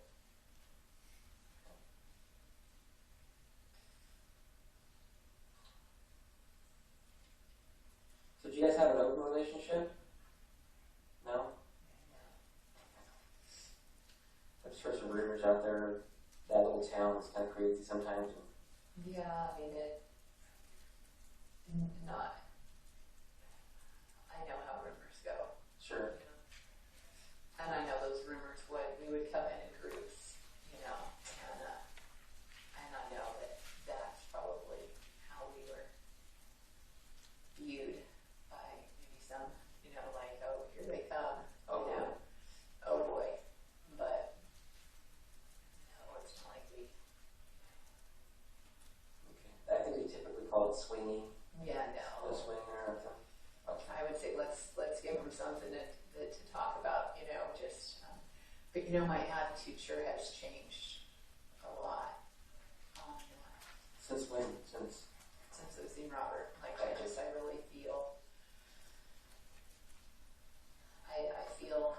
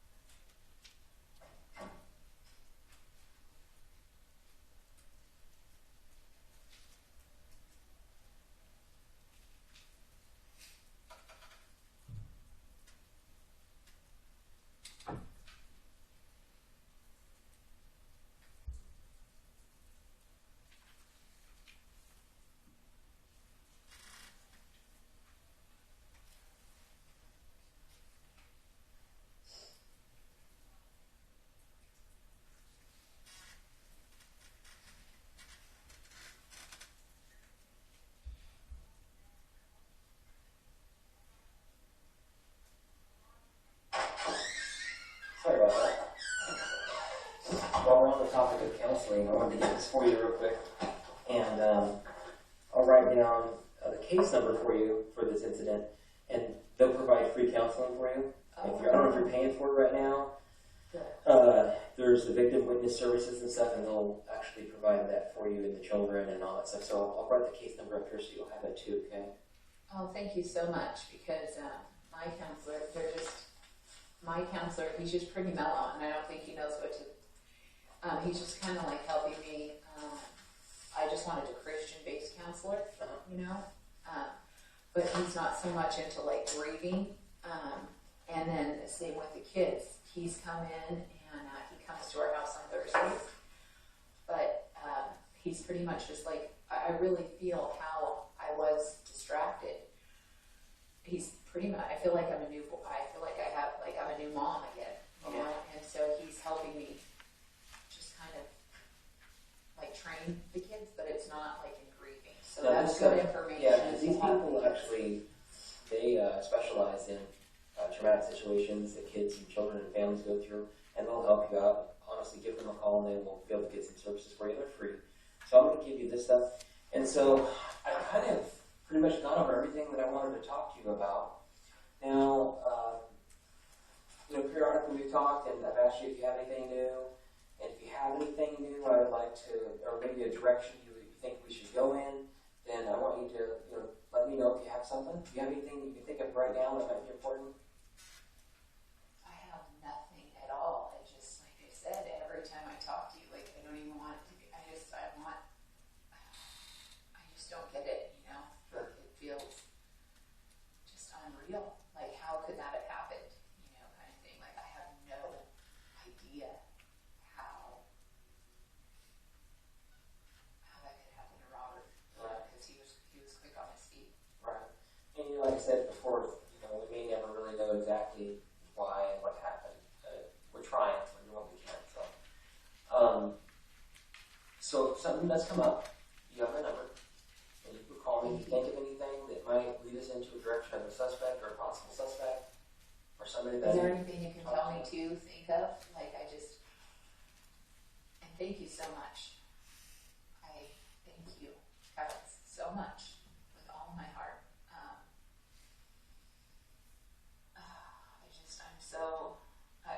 Everything that you have helped me with so far, it's like I want to stay focused, and I feel like I'm walking I want to just keep my focus. And if I fall into any dark areas, you know, I've heard things. I've heard you guys caught somebody. We've been looking at a bunch of people, and we've every person that we've looked at has turned out to be not involved. And I mean, like my sergeant said earlier, we actually seized the gun that we thought was involved, sent it to the lab, had it tested, and it came back negative. So are these bad guys? I mean, it's not my. See, and that's where I don't even go. Like, you know, I had somebody come over the other day. She was like, "There's, you know, they got somebody, and they're on somebody." And I'm just like, One of your friends or something? Okay. Do they hear? And then I think they have a friend like in law enforcement. Okay. And then also through the railroad, they talk. And I can't even imagine, because I really have. I've had hundreds of people at my house, hundreds. And did she just recently, or? It was a couple weeks ago, yeah. Okay. And I'm like, you know, this is how I get by every day. You know, I've given everything to God, and He has given me the strength. So when I trusted in Him, He is blessing us, my kids. Sure. Robbie prays for God to forgive whoever took his dad. Wow. It's amazing. Amazing. Yeah. Well, if something comes up, call me. If you think it's a direction or you suspect something, give me a call, and we'll look into it. Like I said, I did actually see I let the video go last Friday to the media, and I actually saw that they ran the story again last night. And so I'm hoping that we start getting a bunch of tips again, and I can start following up on some of them. So this case actually was, my boss told me, this is your priority, deal with this case and let's get it solved. So I've been working on it. Okay? Thank you. That's what I'm here for. So you got my phone number. You can take this with you. You have any questions about the DNA stuff? No, so you'll just, so you obviously don't have anybody. That's what I was telling my sister, like maybe you're bringing me in and you have somebody. Not yet. Like I But said, she'll let me, that because it's like I want to call you I feel like I want to call you like every day, and I know that I won't, but I think Well, about you every day. if you have something significant or if you have any questions, definitely Yeah. call me. If you suspect something, call me, and then if I have something comes up, I'll call and ask you. Okay? Now, my account had been hacked into that time, and you said all this stuff is just kind of random. There's random stuff that's going to happen. Sure. Yeah. That's just normal. There's hackers out there hacking into people's accounts, taking money and stuff like that. So that I think that was totally random. Okay. Okay. All right. Well, I'll get you. I know you got to get home for the kids, so I'll get you back on the road. It's 12. Oh, okay.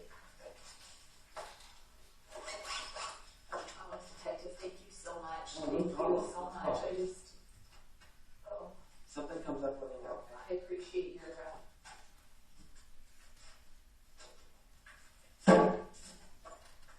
everything that you've done, and if there's anything that I can do, let me know.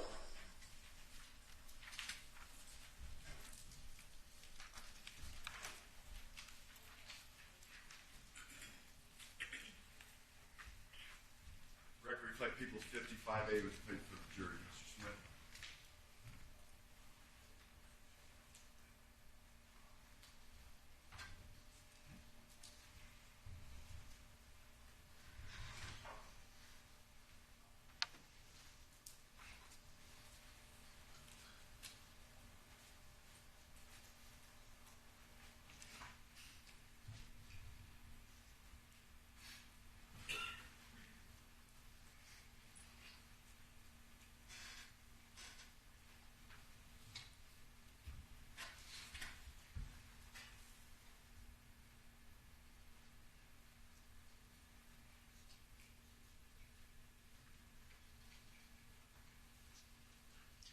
Your Honor, I would request to play Leads 49B at this time.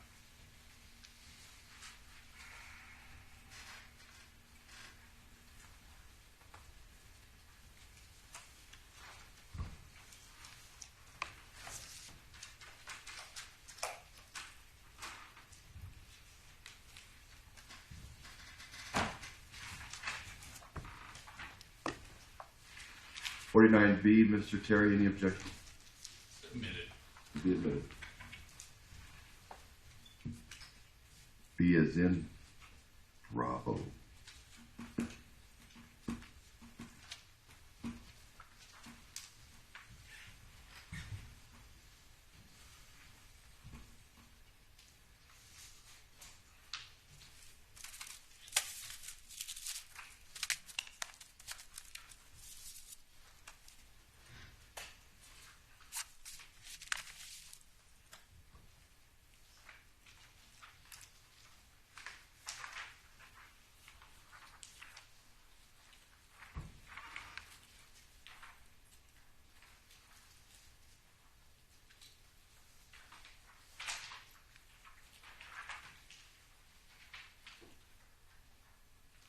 All right, record reflected. Everybody has a copy of 49B. Mr. Smith, whenever you're ready.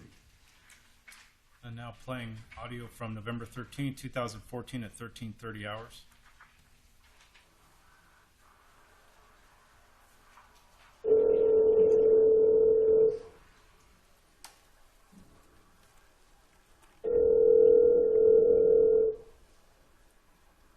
Hello? Hello. Hey, how's it going? Hey, good. I was just calling to let you know that there's a bunch of people praying for you. You're in all of our thoughts, and just wanted to see how your day was going. Oh, thank you so much. It's good. My sister and I are on our way home right now. Oh, really? Okay. Yeah, we're dreaming. We were talking about you. Oh, your sister? Your sister? Yeah, my sister just said hi right now. Oh, no, I don't know. We love her so much. Oh, I felt her hello and that we love her so much. Aw, love you too. And so, yeah, we're actually just coming through Tehachapi right now on our way home. I'm sorry. I ended up coming up. Yeah, still bit, but everything, you know, everything's good. Yeah. Everything went okay with your visit? Yeah. I'm sure I'll love to talk to you later. I didn't mean to intrude on your afternoon. I just wanted to check on you. We were just talking about you a few minutes ago. Yeah. But yeah, I'll talk to you. Maybe I'll talk to you this evening. Are you going to be around? Yeah, absolutely. I will be.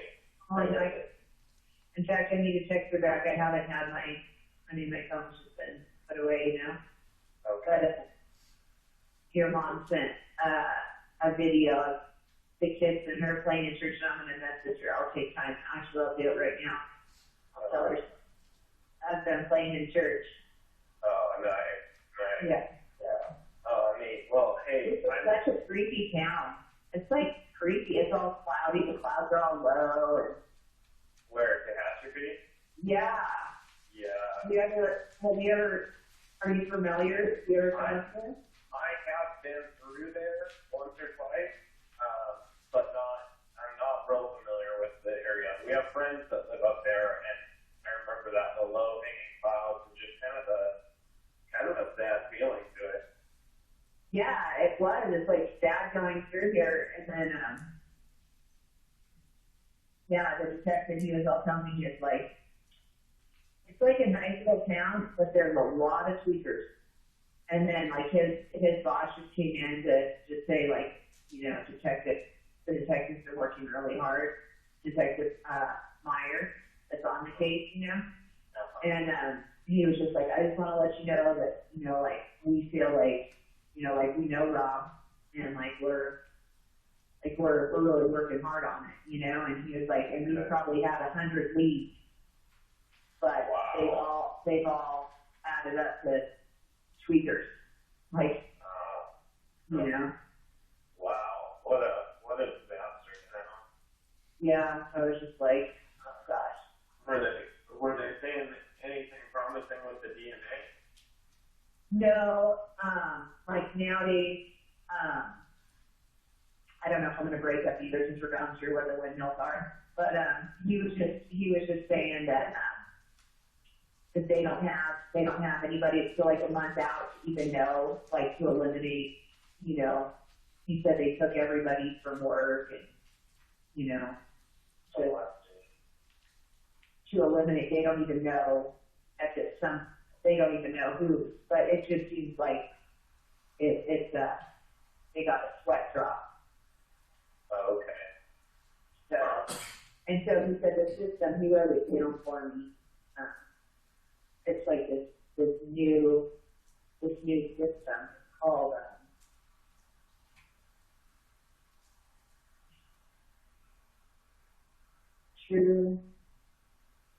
cybergenetic,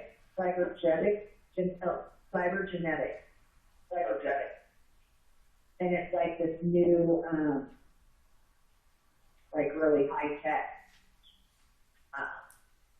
technology that they have, you know. So he was even like drawing out for me, even if it's like the DNA, even if it's just like a little bit, or like core DNA, how they can like separate it, and just pretty much, it's just such advanced technology that, and it's fairly new, so it's pretty high tech, you would think.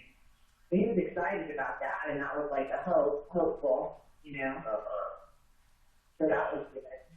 Yeah, good. It's so crazy. It's like I wonder, you know, like you wonder as well, I'm sure, you know, I wonder whose sweat dropped, you know. I'm sure there's a lot of dudes running in and out of that place. Like, right. Yeah. So just hope it's the right person's sweat drop. I guess we'll just pray for that, you know. Yeah, exactly. Well, you know, and I just, like I've been telling my sister, it's just, you know, I want my focus to be up, you know, and say that it gets me down in places that I don't want to be, you know? Because, you know, bottom line, is far out, is unreal as it feels, you know, like it feels, he's all asking me questions. He's like, so what happened after that? Like, after I found out, and I'm all, you know what? I have no idea, actually, to be honest with you. Like, it's a blur. I don't even know after that, you know? It doesn't feel real. It's just, I told them, it just doesn't feel real. Right. I bet. The other thing, just touch on where I'm feeling more like I'm feeling alive again, you know, like numb, you know, so if I go into some, like, you know, sweat drop DNA lab and wondering and like, you know, and then right, that'll sink you back into wondering. I just don't want to have black in dark places and, like, you know, I want to just pray. I'm on my knees, you know. So anyways, yeah, we're headed home and. Good. I'm really glad. But thank you so much for calling and. Yeah, absolutely. I'll talk to you with this evening. That would be great. Okay, for sure. Yeah, I'll talk to you. I'll give you a call later on. Okay, well, thanks again. Absolutely. And have a super great day. Hey, you too. I'll talk to you tonight. Okay, thanks again. Bye.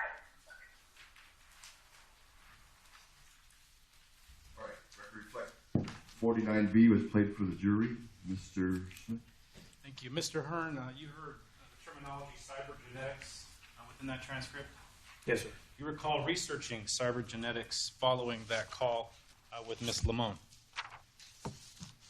I don't remember if I looked up that actual word, but I do remember looking up a number of things about DNA because I really wasn't familiar with DNA. Okay. Bjorn, if I could approach, have an item marked. Yes. Your number 6, do you need a new pen? Yes, sir. Daniel, can we make that happen? Strike that. Record reflect the jury is showing teamwork. Handing a pen to juror number 6. Thank you, everyone. April 76, Mark next in order.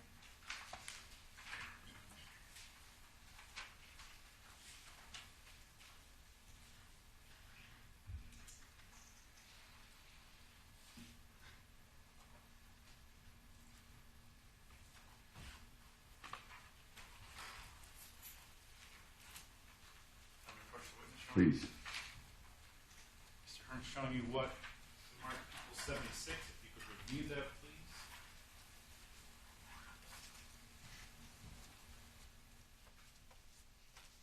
Yes, sir. You recognize the web history? That's what it appears to be, yes, sir. You recognize the searches contained within that web history? Yes, sir. Okay. Who made those web searches? I believe I did. Okay. And what were you searching? The homepage of cybergenetics. And on what date were you searching the homepage of cybergenetics? November 13th, 2014 at about 1:45. Okay.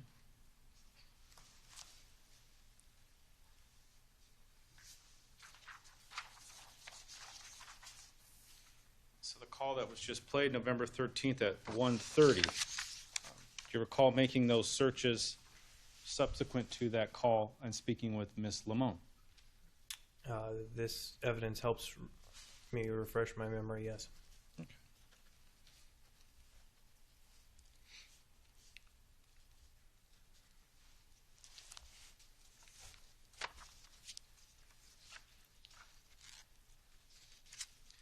Drawing your attention to page 2, line 1 says, "I'd love to talk to you later." Had you made arrangements to see Miss Limon later on that evening, if you recall? I believe I had. What were those arrangements? Simply to meet with her and debrief on the status of the interview she'd had with Mr. Meyer.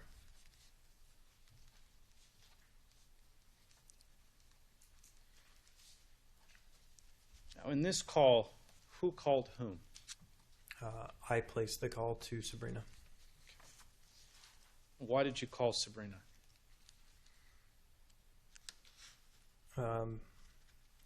To check on how the interview had gone.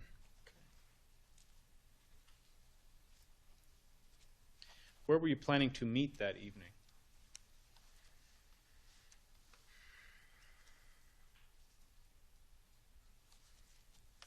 It's been about 3 years. I can't recall right now. Okay.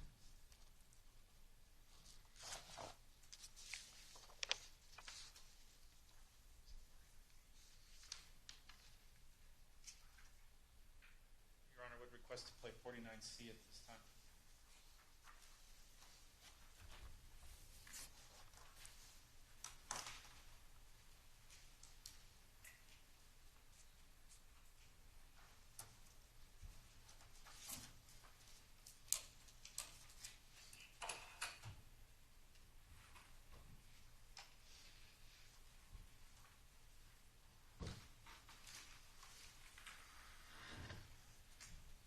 The objection to 49C, Mr. Terry.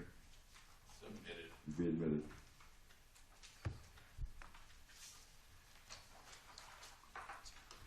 Deputy Baron, I hand out 49C as in Charlie.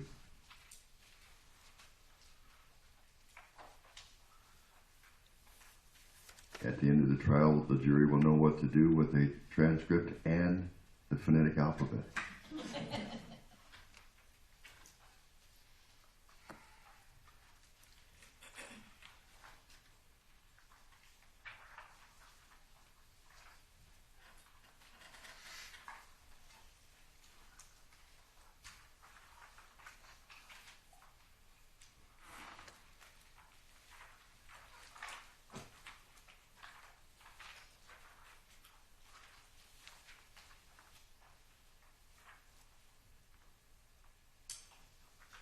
All right, looks like everybody has a copy. Mr. Smith, whenever you're ready.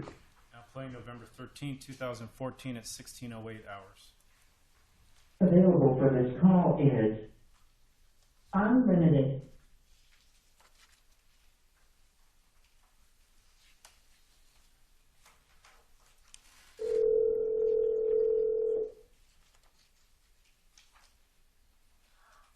Hello, my beautiful. Hey, Hey. were you sleepy? No, I wasn't. I was Okay. What? Okay, I just have a minute right now because the tutor's supposed to show up at 4:30 and the kids just got home. My sister and I actually just got home like 10 minutes ago, and then Randy wasn't here with the kids, so we had to visit the kids, and then so I just got home, but I was wondering if maybe you wanted to meet for dinner tonight.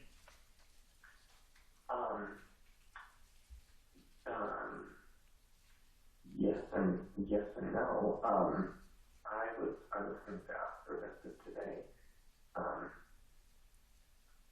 So no. Sorry. No, that's good. I love that. I just ate because I was so hungry. I'm not hungry. I just thought about with the kids, but can we meet in town? Can I want to go? I'll take the kids to eat, and you can meet me. I would love that. Maybe I'll bring the rest of those packages to give that away. I don't. Maybe. I would love that. Maybe. Just if you want to have them with you, and maybe if. Okay. Are you thinking of like meeting in town, think it's on like, yeah, like maybe like Roundhouse Pizza, Apple Valley. Okay, okay. Yeah, just because, you know, like I said, the kids are gonna, yes, then.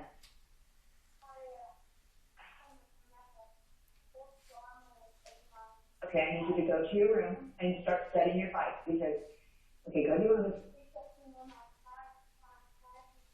Okay, you know what, please? Go to your room, please, okay?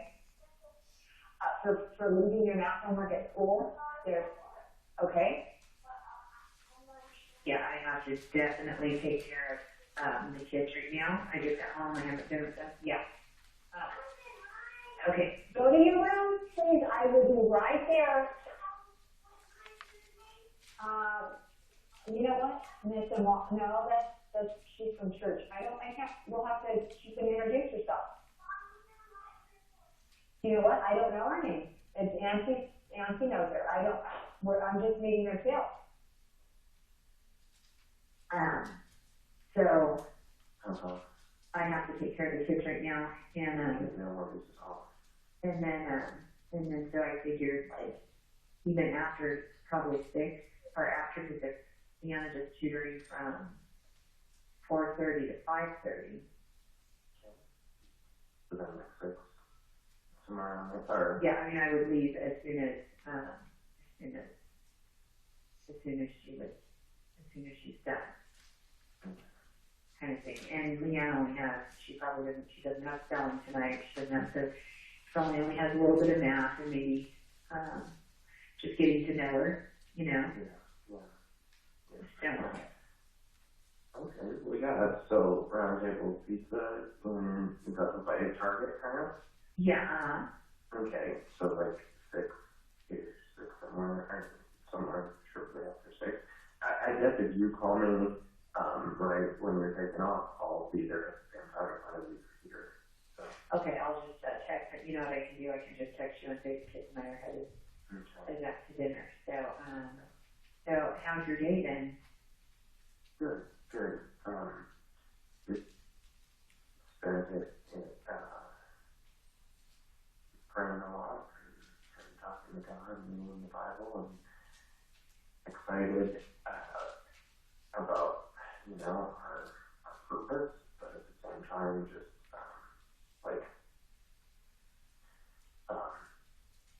well, I shouldn't say but at the same time anyway, I'm just excited about our purpose and you know, begging God to let us fulfill that purpose and keep that purpose on our mind. Oh my gosh, well always, you know, I'll you know, I'll talk with you. You know, there's, you know, so obviously the DNA is a good thing for sure, you know, but he did just say that, you know, obviously they said it's like a month out, don't know, 2 drops, you know, don't know who the other one belongs to, so that's a good thing. As soon as it's put into the system, obviously whatever registered felon, you know, they're really happy about that news, so I was too, like that's awesome. Yeah. And you said 2 drops and they don't match, like 2 drops? Yeah, they don't match. Okay, so 2 different sweat drops, okay. One does belong to a railroader, he said.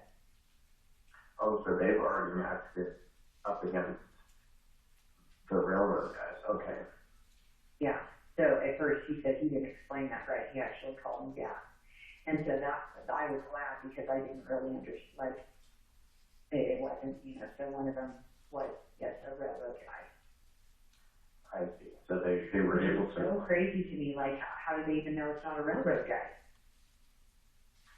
Well, it's the railroad guys that they tested. Yeah, I mean, I know that. I know that. I'm sure they only brought in the guys who were most likely to be there in the last 5 days or something. And it's just amazing to me. Like I told them too, I was just like, well, I'm not a scientist. In fact, you know, like, in fact, I'm not a lot of things. So for me to wrap my mind around it, it's, you know, like, I'm like, thank you so much for calling me back. So like that gave me, you know, like I have peace. You know, like that part's good, you know, as far as like, and as far as like if there's a felon in the system, he said, or if there's somebody, you know, that you know, they suspect, and he said there's ways of getting DNA, you know, that they can do, and if they have a person that's a suspect interest, and then he said like they seriously have like 100 leads, you know, and so it's just like, wow, and it was just like emotional just going up there and the whole thing, and then, and I'll talk to you, and it's gonna be hard to kick it here, but we'll just go, and I was thinking around house table has, like, games, not like I wanna, you know, the kids do that, but I'm going, you know, just like maybe for a little bit, I mean, there's nothing to do here, I don't know what else to do or where to go, and gosh, if you're fasting, I hate to, like, pizza, that's tough, but that's what it's all about, that's the whole purpose of the sacrifices that, you know, that to be willing to make for God, you know, so, even if it's tough, you know, and I'm sorry, if I would have known, I would have totally fasted with you, seriously, I would have. I was starving and went out to Rubio in Alabama. Oh, good. But I was just like, and we had to get gas, and I was seriously like, do we have to get gas? Because I just like wanted to eat my tacos. Like, but seriously, I scarfed one down and then ate the other one, and I was like, I'm so full right now, but like just satisfied, you know. I hadn't eaten all those. Sorry, I did not mean to do that right now. I apologize. Oh, you're so funny. I love you. Gosh, that's horrible. You know what, they were actually so gross. In fact, food is so overrated. No, hey, don't, just don't back that one up. It's overrated. I so didn't mean to do that. I wish I would have known, I so would have done it, but anyways, I was starving. And, I had... That's the guilt now.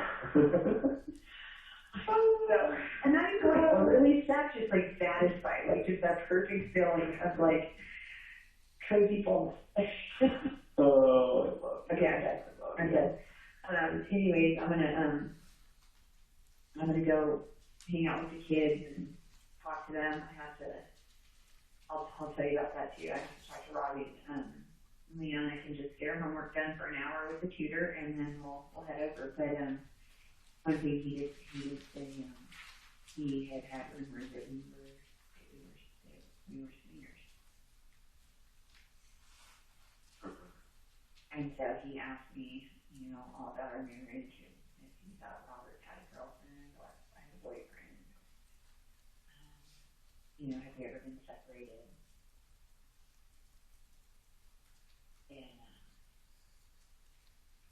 And that rumor had it.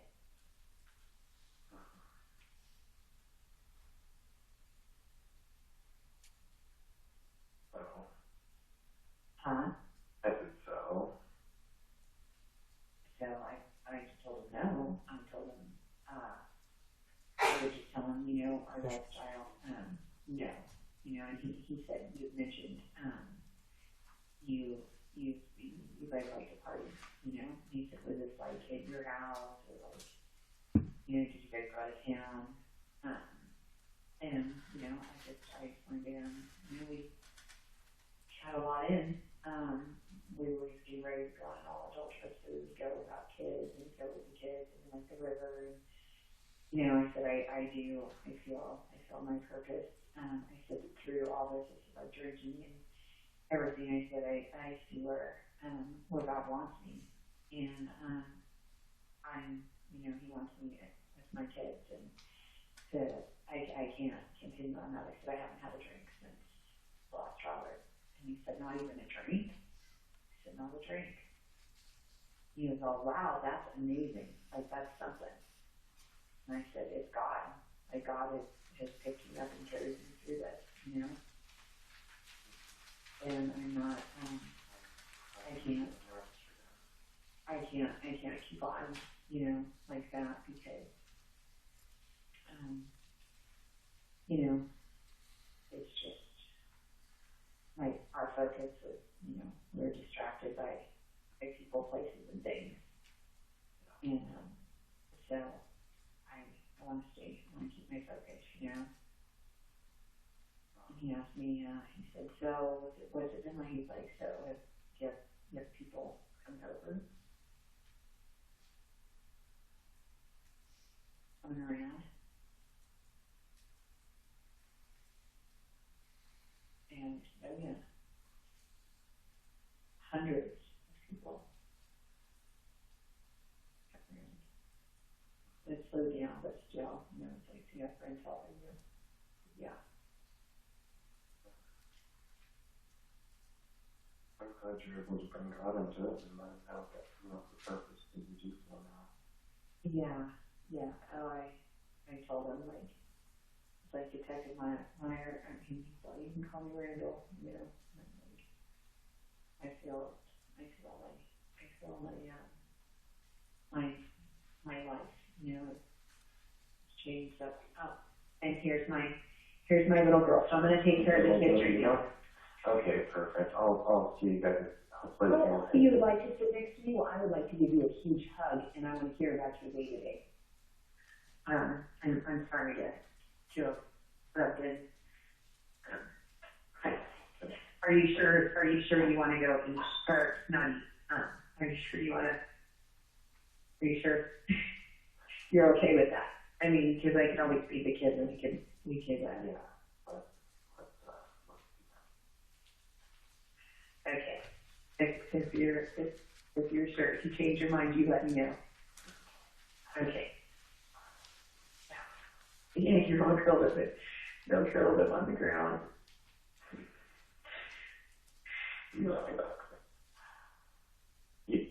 I am surprised how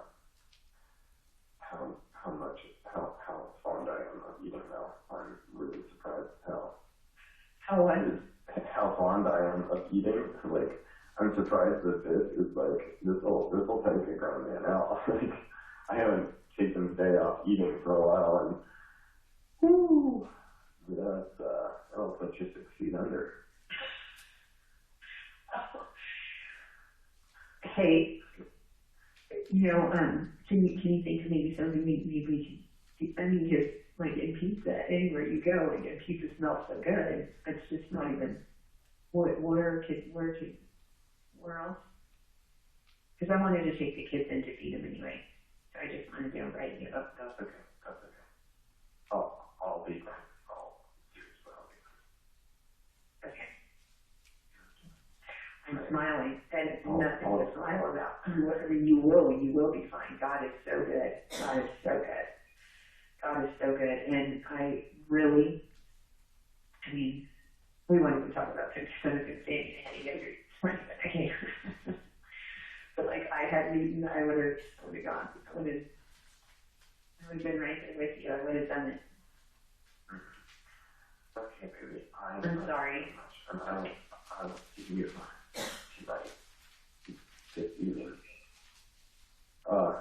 It needs to come quicker. I know. I don't know where this tutor is here, but I'm hoping she. Hey, if she cancels, let's just go straight to it. Yeah, absolutely. Perfect, baby. Yeah. Quick question: Were you not wanting to see each other tonight? Yeah, probably. That's what I wanted to talk to you about. So. Okay. All right, perfect. Okay, I'll talk to you soon. Okay. Bye.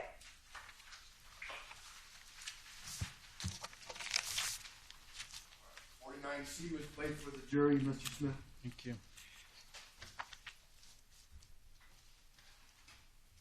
Mr. Hearn, do you recall meeting Miss Limon in Apple Valley that evening? I do. Okay. Why did you meet in Apple Valley? It's a pretty central location between our two homes. Is that a location you would regularly meet at? We had met in that general vicinity a number of times.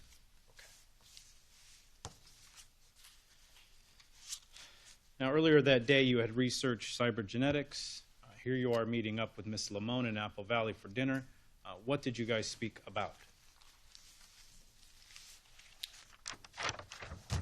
She gave me a full rundown of the interview with Mr. Meyer and how it had gone, her feelings on how it had gone, which we both agreed it seemed like a positive, not very inquisitive sort of interview. So we both agreed that maybe some of our recent paranoia leading up to that period of time had been just that, and that we were maybe safe, maybe outside of the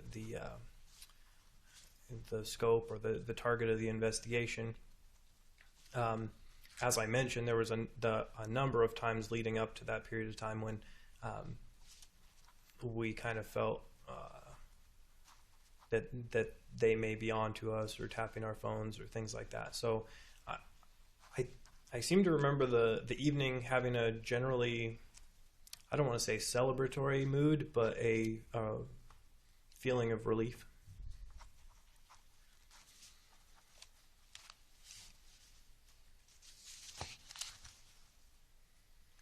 And draw your attention to page 5, lines 5 through 7. Ms. Limon speaking, talking about the DNA, the sweat drops. They don't know who the other one belongs to, so that's a good thing. As soon as they put it into the system, obviously whatever felon, whatever registered felon. What was the context? Or how did you take that statement by Ms. Limon when you were listening to it? That I would be outside of the immediate scope of those DNA results.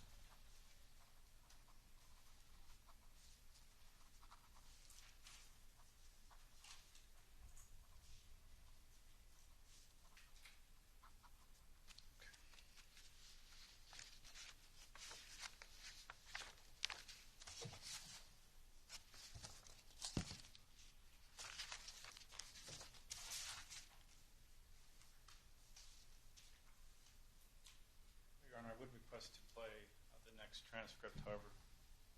I don't believe I'll make it in time. How long is that? It's a bit. I can mark it, though. That's all right. Yesterday you told me how thick it was, so I was just curious. How many pages?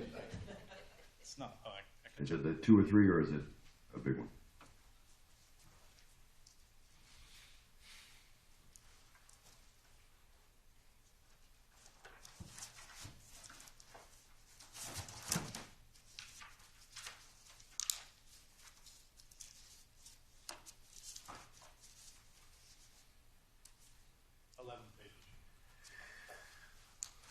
We'll do it in the morning, okay. All right. Just let me remind you, we have a full day tomorrow, but we're off on Thursday, the 21st, okay? We'll be back in session on Friday. We'll see everybody back tomorrow morning at 9. Remember not to form or express any opinion or discuss the case. See you back at 9 o'clock.